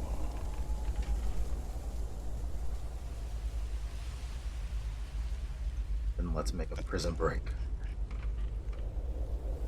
Yes. Together. Darius King. Together. And you hear, but do not see, something massive move from the shadows on 4 clawed, taloned legs, rushing towards you. And then it is done. Not back. All right. Back to Daybreak. All right. Swim to surface, swim to surface, swim to surface. Sorry about that, guys. Darius didn't know. Up, swim to surface, swim to surface. Oh yeah, sorry. I was explaining the difference between a D20 and a D12. The lax. Oh, they look so Sorry. similar. I know. It's like the D4, the D8, you know. But the D8 is 2 D4s butt to butt. We all know that. But they stuck them with super glue. That's what they do Yeah. to make them. Yeah. So we're back, and the night passes. Does anybody have anything that comes up during the evening that we should know about? All right. Not really, but before we buried Mackenzie, were we able to do any kind of soft looting? Well, yeah. yeah. We're pragmatists. You know? Yeah. She has a handgun and some bullets. I mean, She has yeah. 3 bullets. Yeah. Dang. I mean, I don't want to shame anybody, but did Shane ask about those bullets? Because those After are... that last exchange, no, he did not. Okay. I don't know if pistol bullets work in a rifle. He would have to have the handgun, and he Yeah. would lose a lot of his bonuses technically because the class isn't built for modern day. Yeah. Okay, yeah, no, but I'll put Lex on that. Lex, you can drag what you need to off of their sheet. Take everything off there. Okay. So, the sun doesn't rise because it's Barovia, but the sky gets lighter. It will be raining all day, Daniel. There will be a storm in the afternoon. Got it. Okay. So, when you guys find Darius in the morning, he has slept in, and he has fallen asleep on Mackenzie's grave.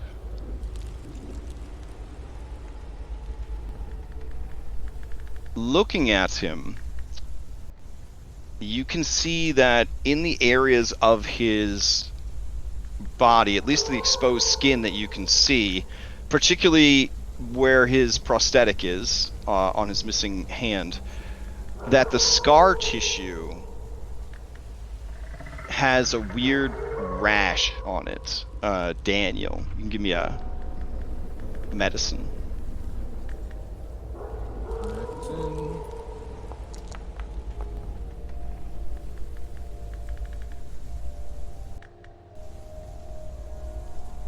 Okay. Yeah, he's growing scales. These are keratin deposits, I guess. Like, almost like fingernails, but they are shaped kind of like serpent scales, like snake scales. And they are growing in abundance over the areas where he is scarred the heaviest. Alright. Is he awake when I find him and The examine? scales are kind of the same color as his skin tone, but they have sort of a reflective quality that shines black, blue, purple, and orange. Alright. Yeah, do I find him awake when I examine him, or is that like when he stumbles back? No, like that. You guys would find him asleep on the thing, face down in the dirt. Yeah, if he'll examine, then he'll look at everyone else, and kind of give him just a kind of an oh no look. We'll wake him up. Like, hey, Okay. wake up, buddy.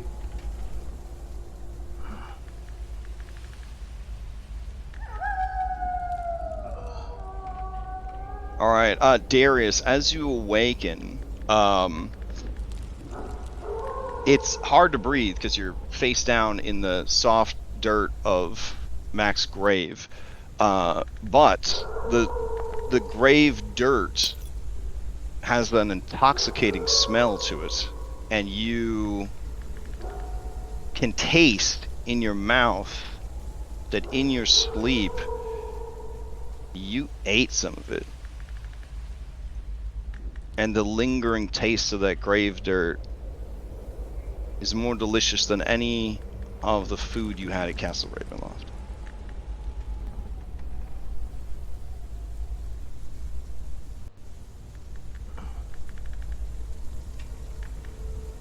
Let's wipe his mouth.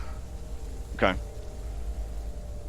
As you roll over, you see Daniel standing nearby, maybe a few others. It's morning.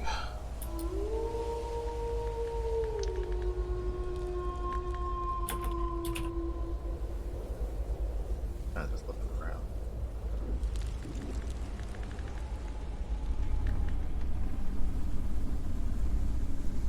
It's like, hey, come back in with us, buddy.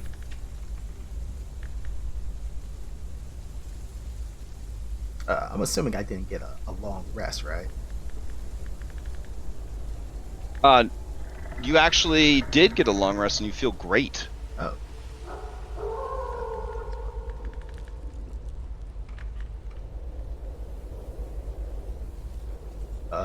You'll kind of like stand In up. fact, your concussion is gone as well. You feel clear in your head.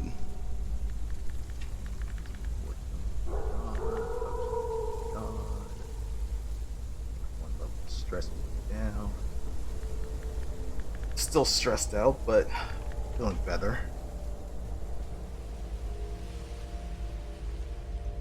Yeah, he'll stand up.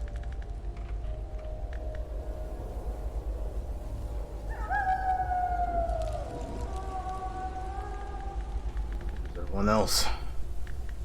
Oh, they're back at Jenny's. You should come have breakfast. Jenny's making omelets. Don't ask me where she got the eggs.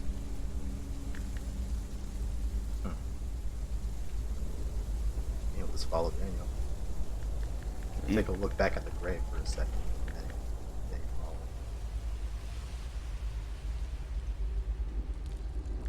follow. Okay. So as you guys gather for breakfast, the map is pulled out. Esmeralda says, "It is fortunate that you were able to survive the ordeal, Darius. One of us. My condolences for your friend. Sister. But what lies before us cannot wait. Where do you and your fellows intend to go? For if you are unsure, I have some suggestions."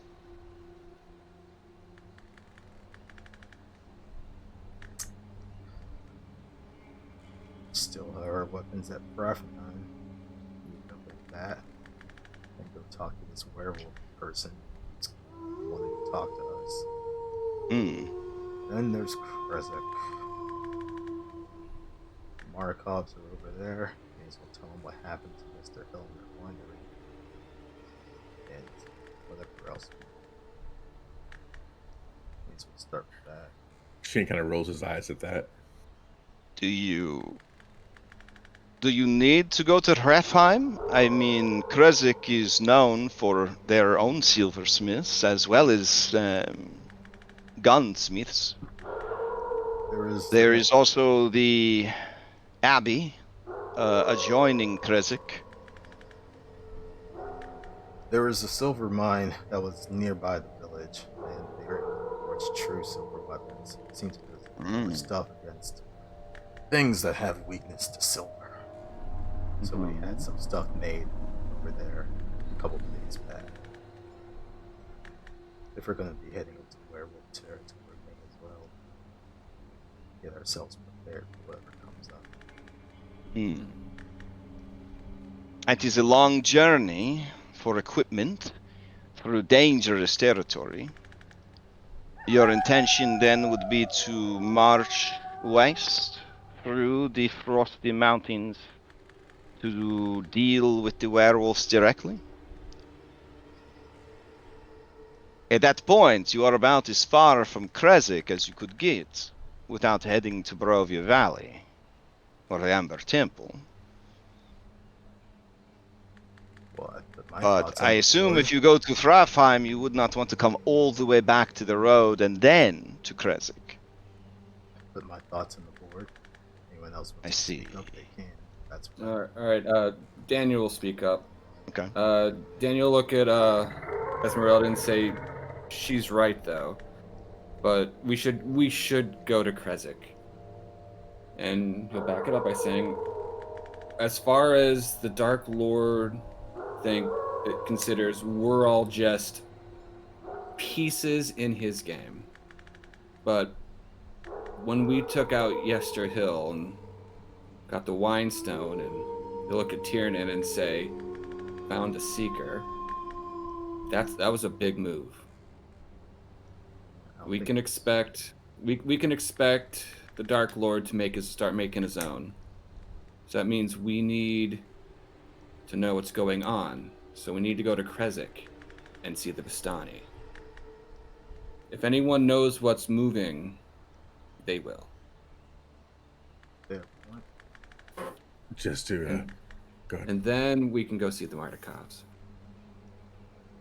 I don't think The only thing that worries me is that the weapons of Rafram, one, are already paid for, but we would definitely need them to deal with the werewolves.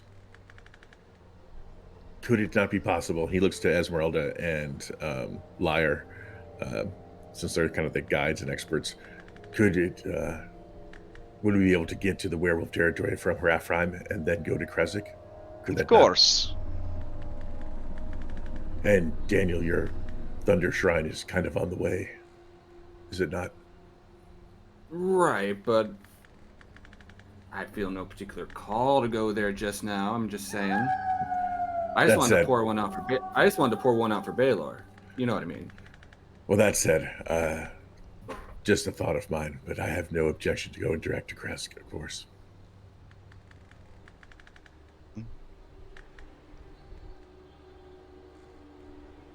And Daniel piping, and of course there is that library you talked about. I mean, if we're going to be doing this, we should know what we're doing. I mean, am I wrong? Yo. No. Knowledge is power, and we are very low on knowledge. I will tell you, your journey at Yester Hill, you have come into possession of weapons of magical prowess. These are as much a bane to a lycanthrope as silver, though without the slowing effects of their allergic reaction. But the damage they deal will be felt, even through their unnatural, cursed protections.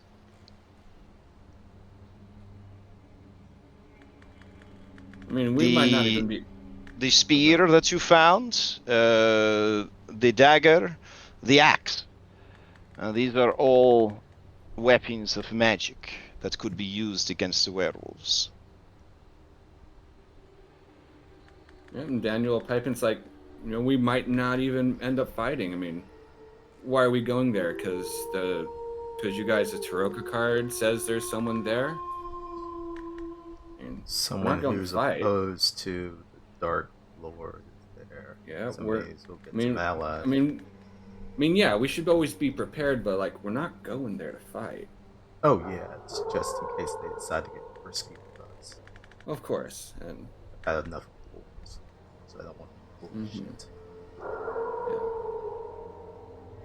Yeah. Yep, so Daniel's plan is Kresik, then probably north, then we make the big circle.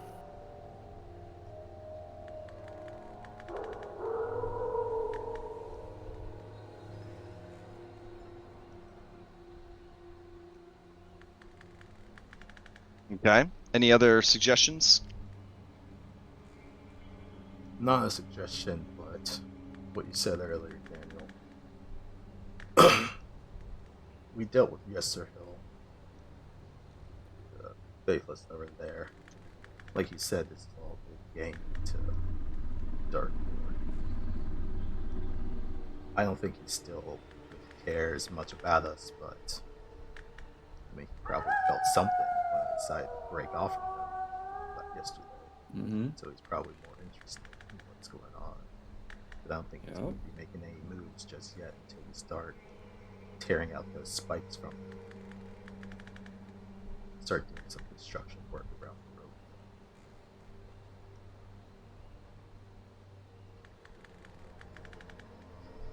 the road. Okay, with no other suggestions, I will put it into chat. Big loop starting with Hrafheim, big loop starting with Kresik.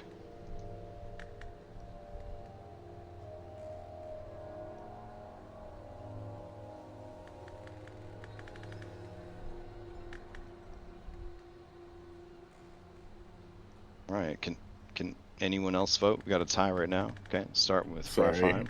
No I worries. just don't know what to. If Shane. Oh no, we're 2-2. Could someone text Tiernan?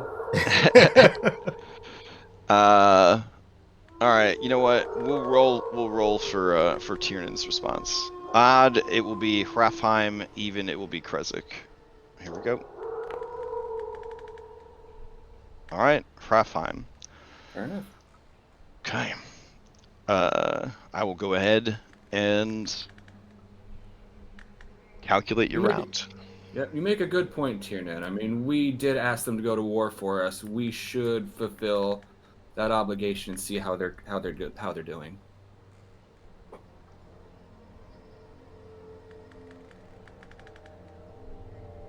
Okay.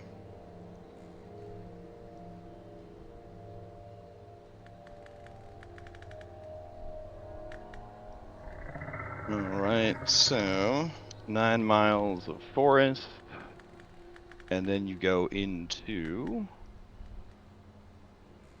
9 miles of mountains. That's not too bad. Alright, let's see.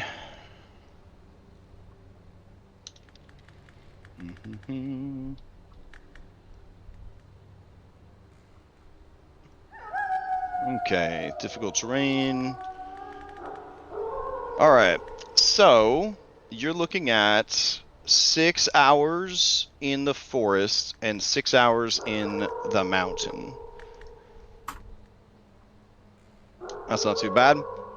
You could try to push and do all of it in one day, but it would be 4 Constitution saves against exhaustion. So it's likely that you would probably want to stop at some point to rest. Does that sound right? Shane would press for resting because he's already exhausted. Okay, fair enough. Do you want to rest in forest or in mountains? Ooh, we should rest like right here. Oh, there's an Airbnb just up the road. If we push a little bit Okay. further. We should rest there tonight while it's storming. Ooh, I mean, that could be fun. That could be fun. Okay. Do you have any last preparations you want to make before you head out? Gonna help Jenny with her chores.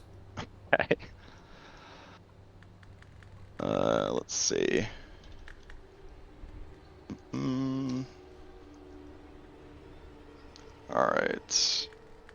Helping Jenny with her chores. Wonderful. All right. Okay. In that case, before you leave, he will give you a handful of good berries to take with you on the road. So throw those onto your sheet real quick.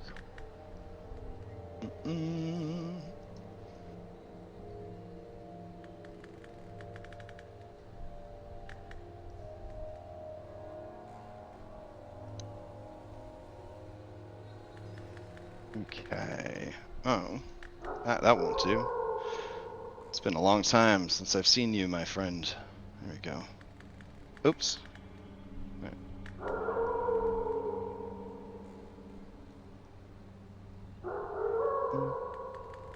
Alright, so these Jenny Goodberries restore 5 hit points, and unlike the World Patch document, they do in fact provide sustenance for a day. So I'll throw that on your inventory. She will give you 10 such berries. All right, and she will also give you a kiss on the forehead and say, "You have been such a joy in these dark times. Know that I will be watching over you if things go poorly." And you feel that were you to be struck down in battle, you would survive with 1 hit points, as she has placed a death ward upon you.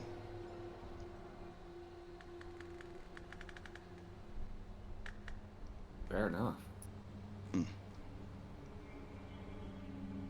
Right.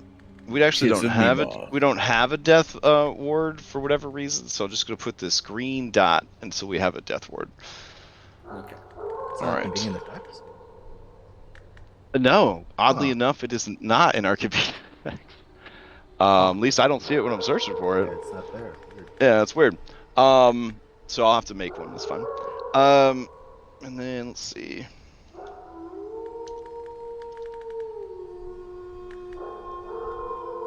Gee, Shane, imagine what you could have gotten if you just, done what you'd ask.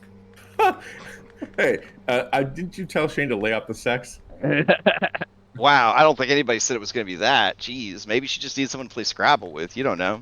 Yeah. All right. So as you guys are moving through the woods, heading towards a thunder shrine, we'll go ahead and roll those random encounter rolls. See what happens. Forest rolls. Here we go. 15 or higher. First hour, nothing. Second hour, nothing. Third hour, just a whole lot of hiking. Fourth hour. I'm okay with that. Yeah. Oh man. Fifth hour. Just cruising. Just cruising. Hour Mima number guides our 6. path. Wonderful. All right. Now I am assuming that you guys weren't taking exploration actions. If you were, of course, all of the times I listed would actually be doubled. Don't know So, if there yeah. any rush. So I don't see why Oh, okay. Then at that point, you'd be looking at 12 hours of forest, 12 hours of mountains, which would equate to a total of 24 hours. Would be 3 days to get to Liar will push these guys. Rafheim. not. I'll just Is anyone in favor of exploration, or you just want to get there and get your weapons? I don't think we're looking for anything in particular, so I would push to press as well. Okay. I mean, the Seeker is looking for these mystical animals to kill, but I mean, short of just hunting them down, he can use the locate animals and plants if you want to see if he would have found them, and you could make them into an encounter. Let's probably say that Tiernan's still trying to wrap his head around how this thing operates, since he's not. Okay. Fair enough. Okay. In that case, you guys make it to the Thunder Shrine, and in the forested hills down below the ascent, essentially, to the shrine, you guys make camp. Okay, we'll put Tiernan on watch, cause him not here. And so the rest of you... Oh, it's not Werewolf Night anymore. Come on, guys. While we were traveling, how's Darius doing mentally? just want to make sure he's not like sobbing while we're walking along or anything like that. As his doctor, how is he doing? Okay. You may give me an insight or a medicine check I'll if you say want to figure out where he's at. for the I have both. Okay. Oh, damn, Daniel, medically, you know everything about this guy.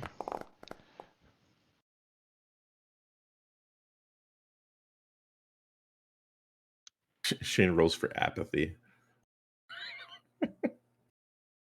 feeling future. Yeah. Also, do we lose crap? I'm here. Oh, Yeah. is it I me? was sending one of you a secret message. Liar, he seems pretty busted up.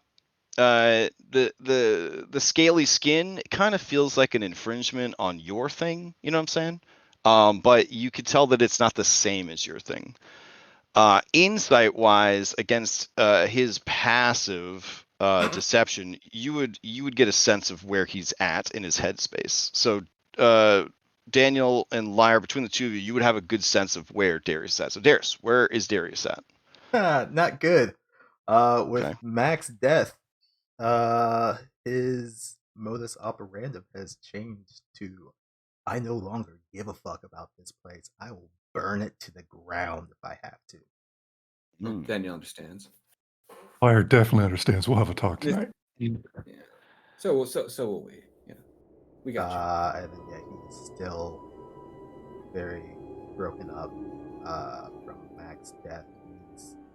I think as everyone is walking, Daniel would know this, probably not Liar. There's a cell phone in his hand, and he's just kind of just holding it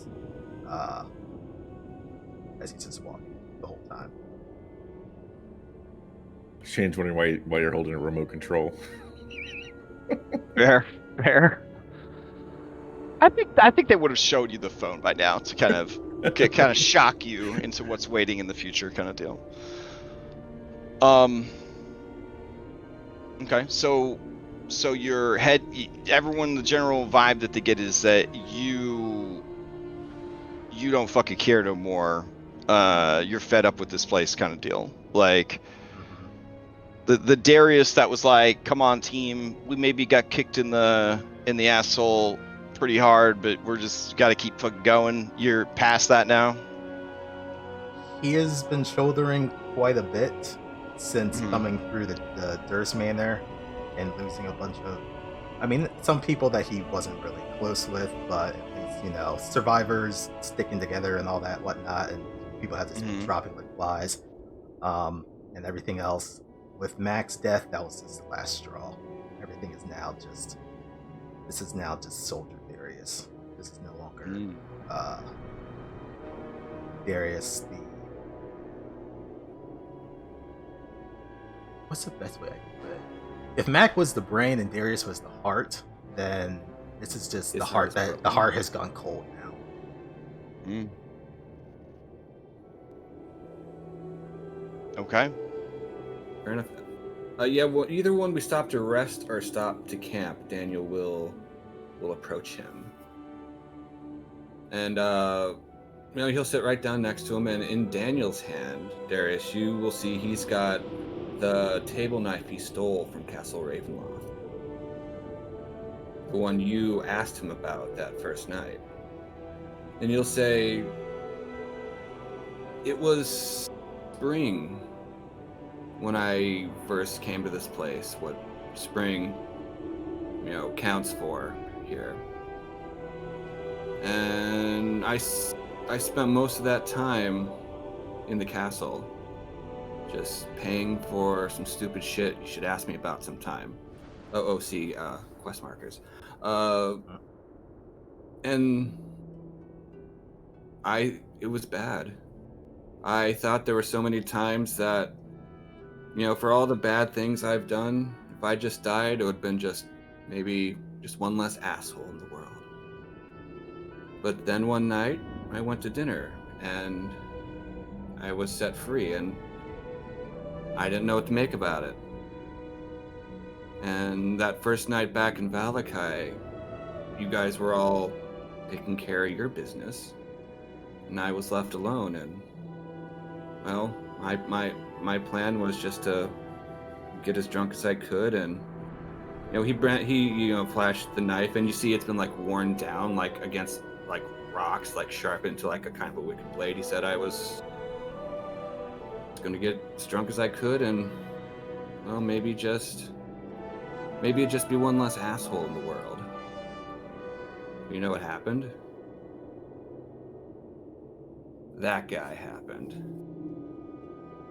And he showed me that there are other ways to fight in this world, to stand up, and maybe to fight for and to live for.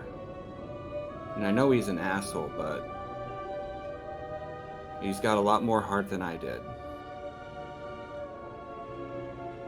But, then we kept going around, and everywhere it seemed to go, we were just dropping bodies. And it was hard to deal with. And, met Baylor, thought maybe I'd try and do some good.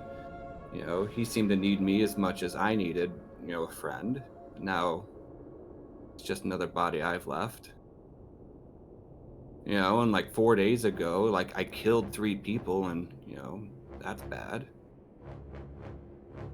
But, Jenny says, like, if we're gonna survive, we gotta... We can't do it his way, capital H. We gotta hold on to whatever is left. That's good. And I know that's hard to see, and believe me, I understand. The rage inside, deep inside, that wants to just tear it all down. But that's his way. And Daniel will take that knife and he will throw it into the bushes or the woods and say, we can't do this his way. Not anymore. Wander off. Giving him a pat on the shoulder. He'll look at you as you're walking, just kind of picking your words in. Mm-hmm. It's that high wisdom character giving you a pep talk.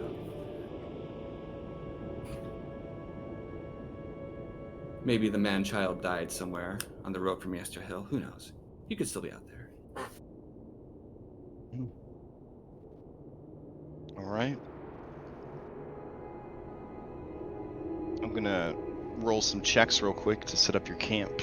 If everybody could give me a survival with, what is it? Strength, wisdom, or intelligence? Yeah, I think that's right.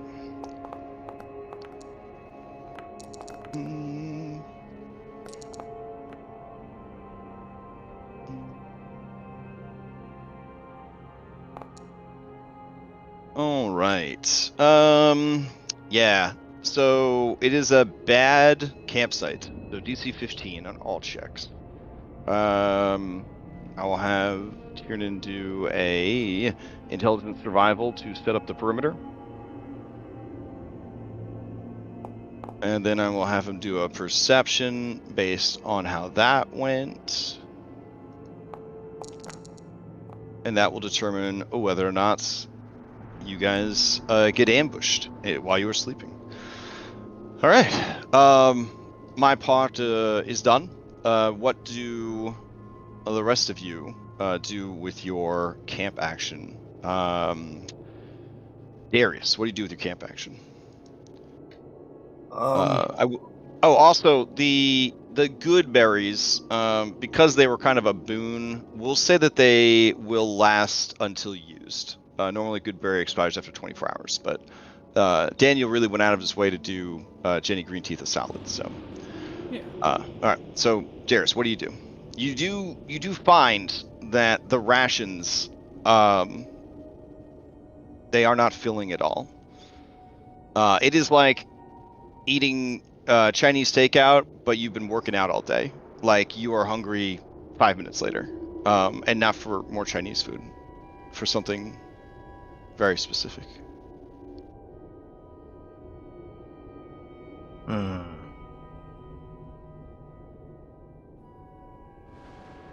I think, yeah, as he's kind of just munching on the rations, just slowly, just not feeling any satisfaction from them. He's just kind of thinking back to that night. Where is Shane sitting? Probably just by himself against a tree. Bears is gonna go up to Shane. Okay. Shane will look at you approach, but not say anything because he doesn't know exactly the vibe that this encounter is going to take. So he kind of lets you lead it.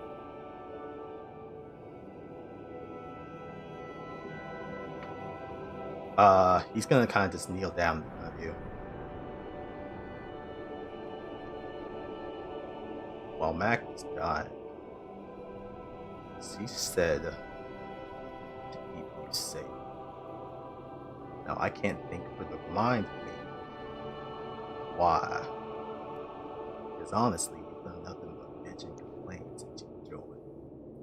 When Anna died, you were upset because your little friend walked out on you for a giant. When you got to Mr. Hill, you started complaining because some old man who was dead in the grave called you a coward and you didn't say nothing about it other than yelling at the sky. You ran your mouth off at the Kavani village and the old man almost smashed your head in. So how about you give me some good reasons why I shouldn't fuck out of it and listen to what she has to say. Shane will take out a small pouch and he will count to 10 as he places 10 bullets down. I'll give you 10 reasons. So without that gun, what else you got?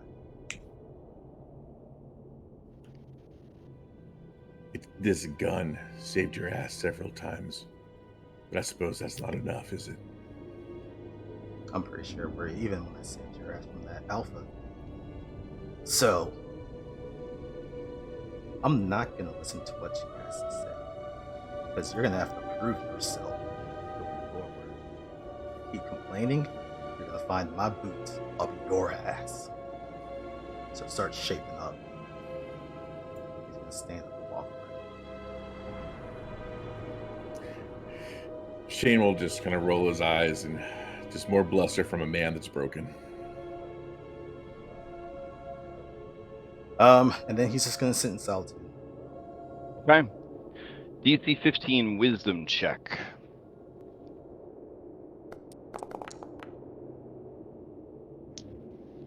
Okay, yeah, your thoughts are clouded, and the hunger that gnaws at you, combined with the loss of Mac and the troubling companions that you keep, it makes it impossible to find any solace.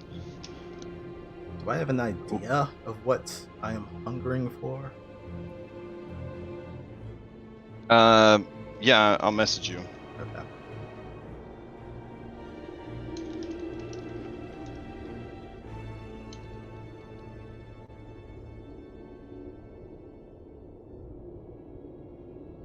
Oh, okay. I see. Sorry.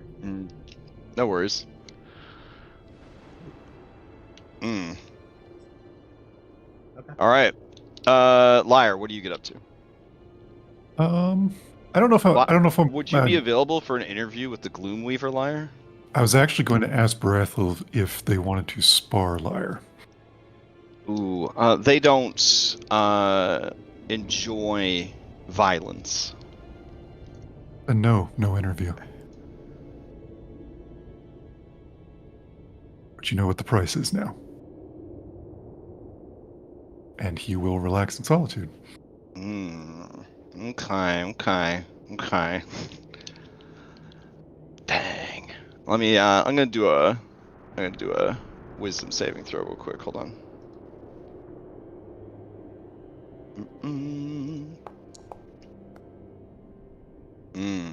As you start to walk away, they say, wait. I shall spare you until bloodied. But regardless of who wins, you answer my questions. Fair. This is some Okay. entertainment I'd like to watch. Do you guys want to see this play out, or Yeah, it can be a little boring to watch two people fight, or do you just want to play kind of a play-by-play? I could do a quick skill challenge, essentially.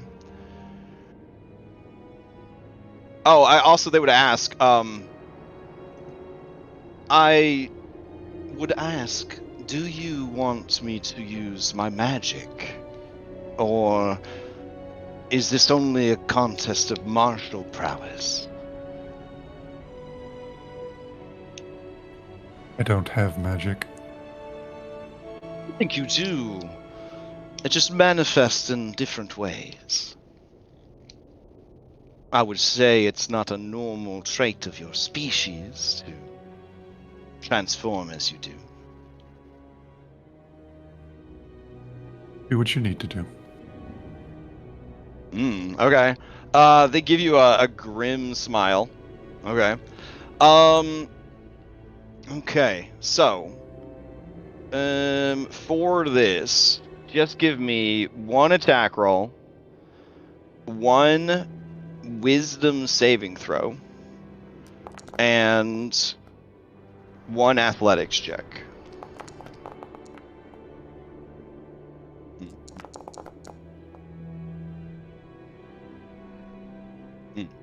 Okay, you ultimately are able to kind of bring them to bloodied before they bring you to bloodied. But you feel that they did not use any leveled spells in the fight against you. At least from what you kind of understand of magic and how it works from traveling with Esmeralda. She's always talking about slots or something weird like that. So like you don't think that this person used any of their formidable power on you, if they in fact have such power. What they did do is they were able to turn into mist and teleport, and then stay invisible after doing so. They were able to, when you were close to them, you felt that you had disadvantage on all of your saving throws, including death saving throws. And that this is an aura that they can turn on. And when they did draw a weapon, they do not carry a weapon. They pulled forth, as if from nowhere, a spear made of shimmering blue shadow. When they hit you with it, it did normal spear damage, but also 4d12 necrotic damage. They were able to attack twice with it during their multi-attack, and then chill touch you.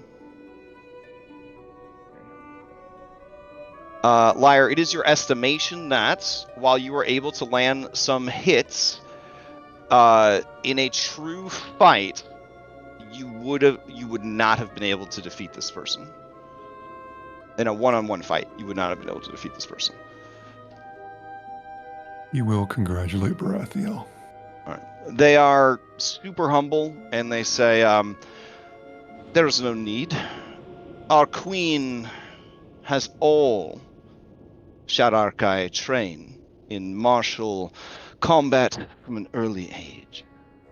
Each of us develops a weapon forged of our actual souls. And as they say that, they kind of push the spear like back into their chest, and it disappears. Now then, questions?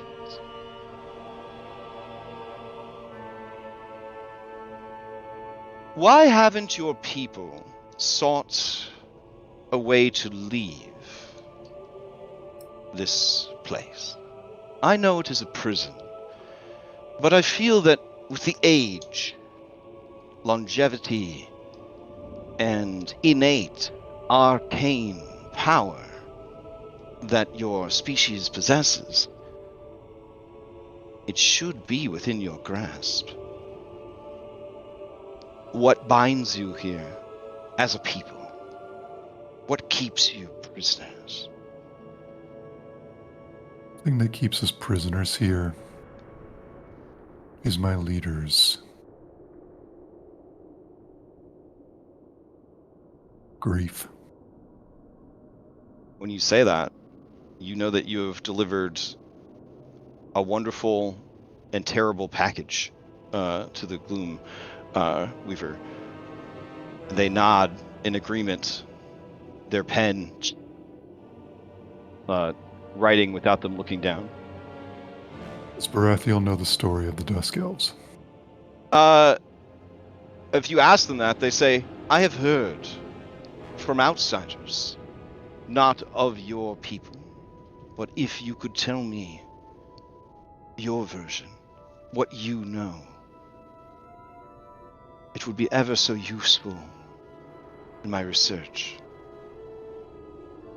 Oh boy, I gotta find the thing. Anyway, he will go in without going into details because I don't Yeah. remember. Well, right, and I don't think talking I think the others are busy with their own shit. I don't think anybody's like Yeah. eavesdropping or whatever. Yeah. He'll So just you were- give his version. Yeah. Okay. All right. Cool. The last thing that they ask you after you're done is, surely not all the females were defeated. That would make for a poor story, don't you think? I think the Dark Lord is very efficient in what he does. They're all gone. I see.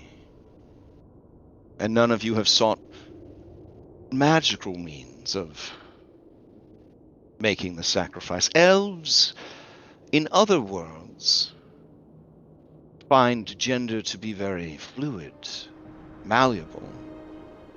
There are many born amongst my people and the elves of Faerun who can simply change gender on a whim. I take it this is not a power or a blessing of the Dusk Elves. Through Liar's knowledge, he does not believe that they can change genders. All right, fair enough. And he says, or they say, thank you for answering my questions. And for allowing those others their grief.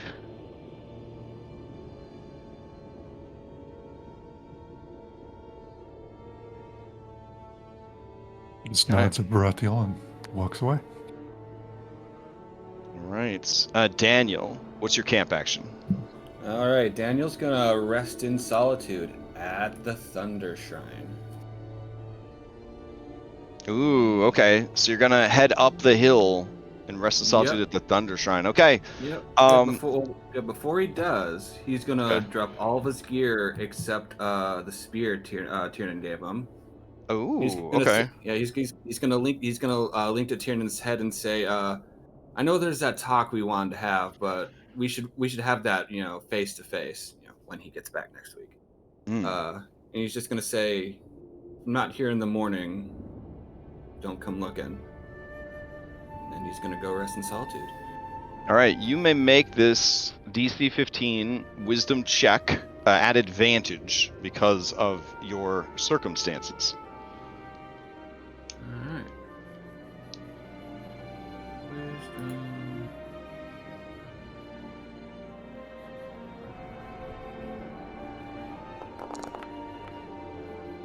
Oh shit. Okay. The storm intensifies. I feel like everyone's kind of dealing with their own shit, so you, unless they're really adamant against it, are able to kind of walk off on your own, head up the hill. Are you like naked except for the spear, or like Well, no, naked, like- afraid, and alone? Or you just wearing your clothes and you have the spear with you? He's got his clothes in his spear. Okay. It's Barovia. You don't wander around naked. Yeah, fair. So as you are there, the rain starts to come down hard. The storm starts to intensify. And you feel exhilarated. You feel powerful. you feel the storm is here for you, Daniel. Mhm. And you hear a voice say, "You wield the weakling's spear. Why bring a relic of such a broken man to such a holy place? Is it a sacrifice?" He'll put it up and just be like, oh, maybe, I guess. He's thinking more lightning rod. Do you It. offer it to the storm, Daniel? What does the storm offer, bitch? It offers power. I love David so much. But at what cost? And he's like riding the storm, trying to find that calm, center of it. Everything has a price, Daniel. What are you willing to pay? I have paid my dues and then some. But together, we can ride the wind again. We can become the storm, Daniel.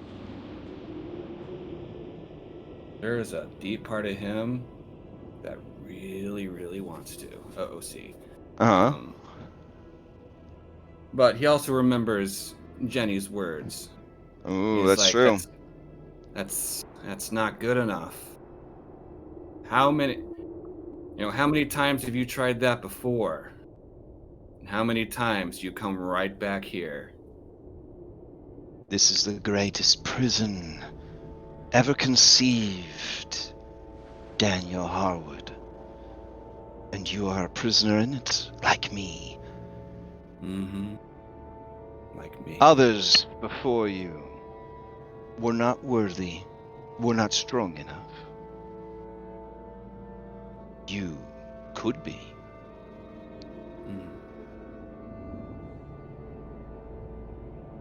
I am putting my faith in you, Daniel. That we can take the power of the storm back. That we can once again soar above the land, the sea. Look down from the skies and see the small, small world below. Together.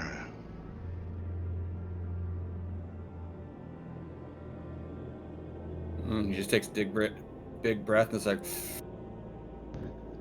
oh, that sounds really good. If that sounds like something you would like, if you need a taste of ever more power, hold the failed trinkets of a broken man and a lost people high above your head, and feel my blessing fill you with power. He's gonna do one better. He's gonna spend a hit die and coat it with his own blood. Okay. Yeah. And If I have to ask. Do you do this in defiance of the request? Yes, and one better. He's gonna take the spear and slash his wrist. Oh, jeez. All yeah, right. he's gonna say your old ways don't work. Now, I don't know how this all works, but I assume if I'm saying, in a few seconds here, I'm going to be dead. And if you want someone to wield in this world, you're going to have to deal with me. Because believe me, none of my people down there are stupid enough to come up here and let the lightning back out of the bottle. So you want to ride free. You want to deal with the Dark Lord and have a little bit more sway in this world. You're going to have to deal with me. and he will dump his hit points. Or dump his hit die. Oh shit. Okay. Yep, they are all off his character sheet. All right.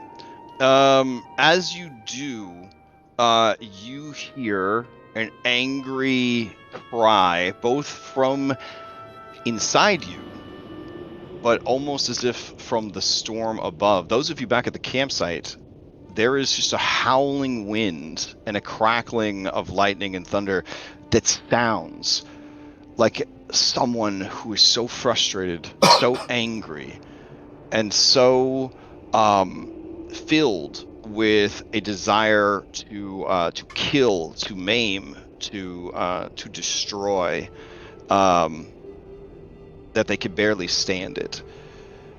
And while that's happening, the storm is rushing around him, and Daniel's life is bleeding out. He thinks of Granny Greenteeth and what she said, and reaches back into his earliest memories of what, good, ancient memories he's got.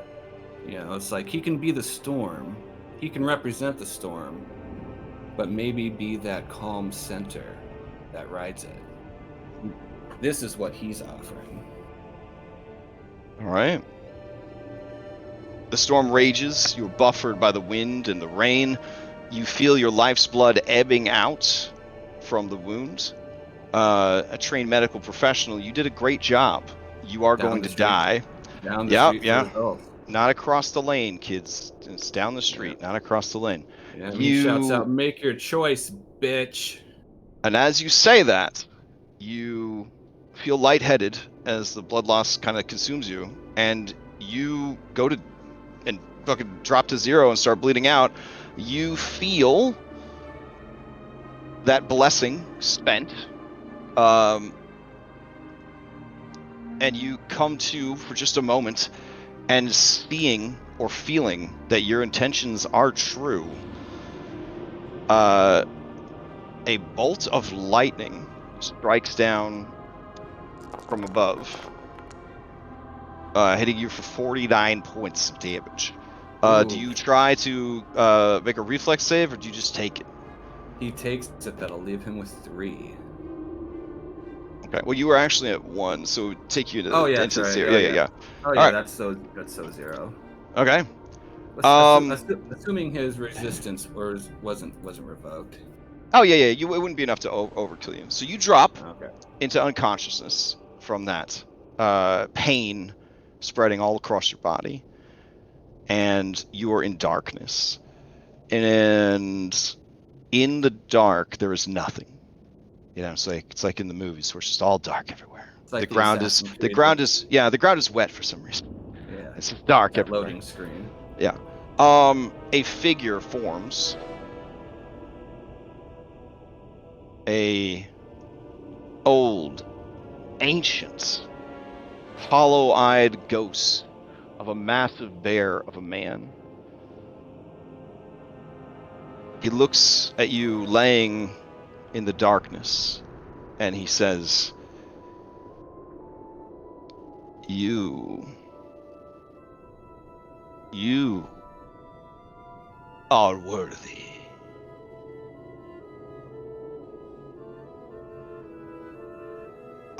And then all is dark until morning.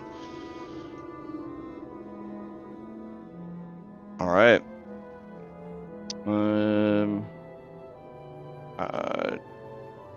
Shane, what was your camp action? Shane would have gone to Esmeralda and offered to play a game as he pulled out his deck of cards. Okay. For a game of chance. She says, sure, what is the wager?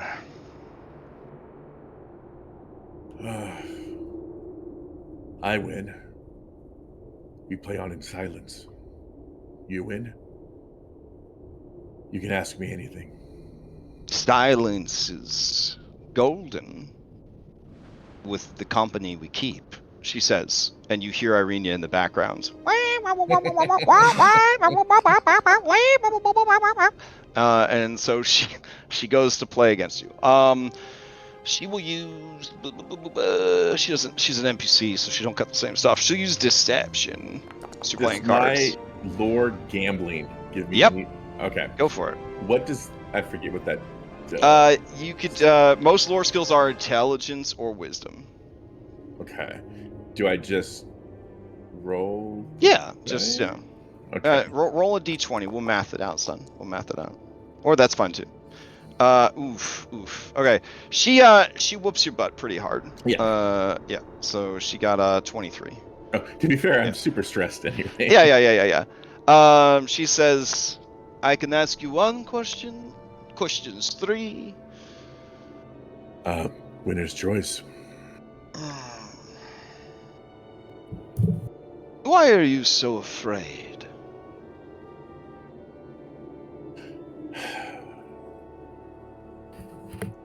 I would say I was taught to be afraid by weaker men. This is a very common malady of men. It is one that was inflicted upon me at a young age. I am still trying to overcome it, although it seems weaker-willed men are still trying to force their will upon me. And that is an intentional dig at somebody. Oh, okay. All right, so she listens in and she says,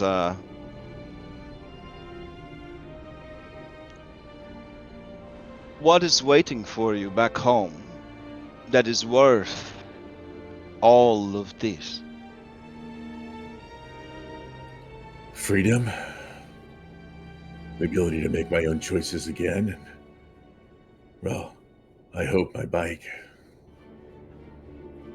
Your bicycle. Oh, Is it one of the ones with the big front wheel? Those are very exciting to ride on. I don't know if that would be the motivating factor of trying to do all of this, but no, it's a cute answer. like a bicycle, but bigger and moves via a motor. It's powered. An automated bicycle. That sounds exciting. It's nice to ride and have the wind run through your hair. Then the last question of my questions 3, before you're granted the silence that you require. Mackenzie. What was she to you? She was hope. Promise of something better.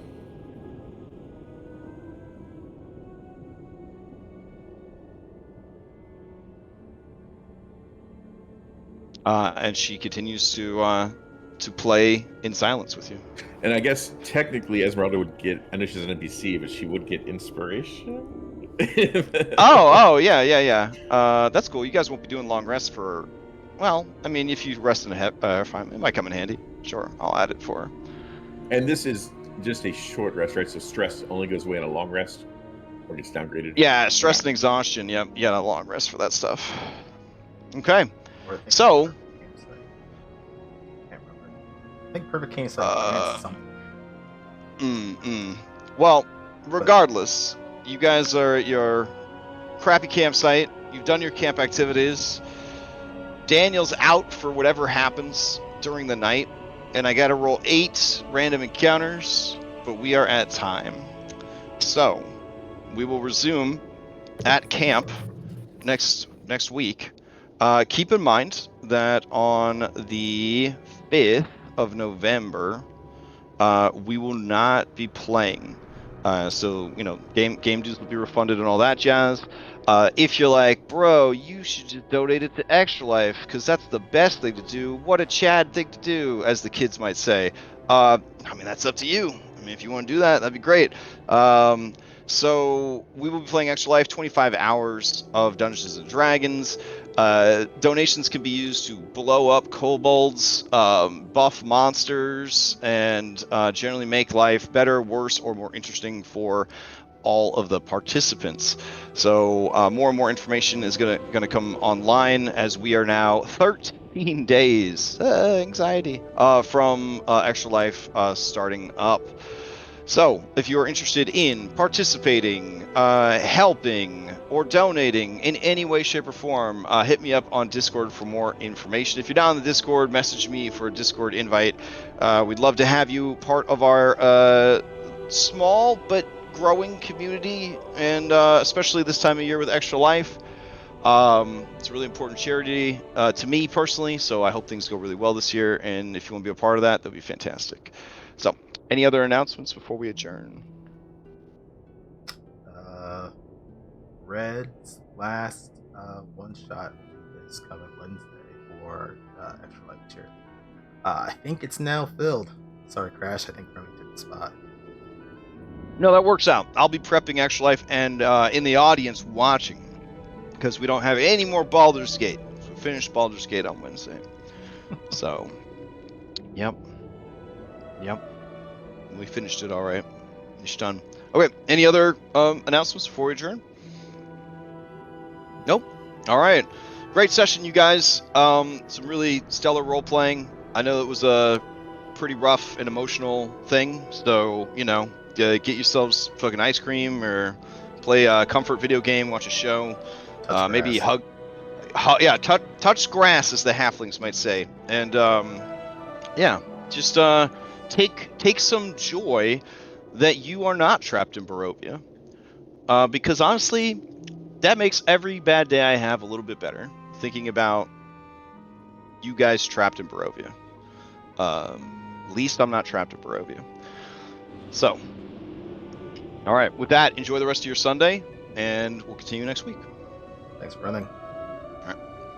And thanks everyone for tuning in. Catch you next time.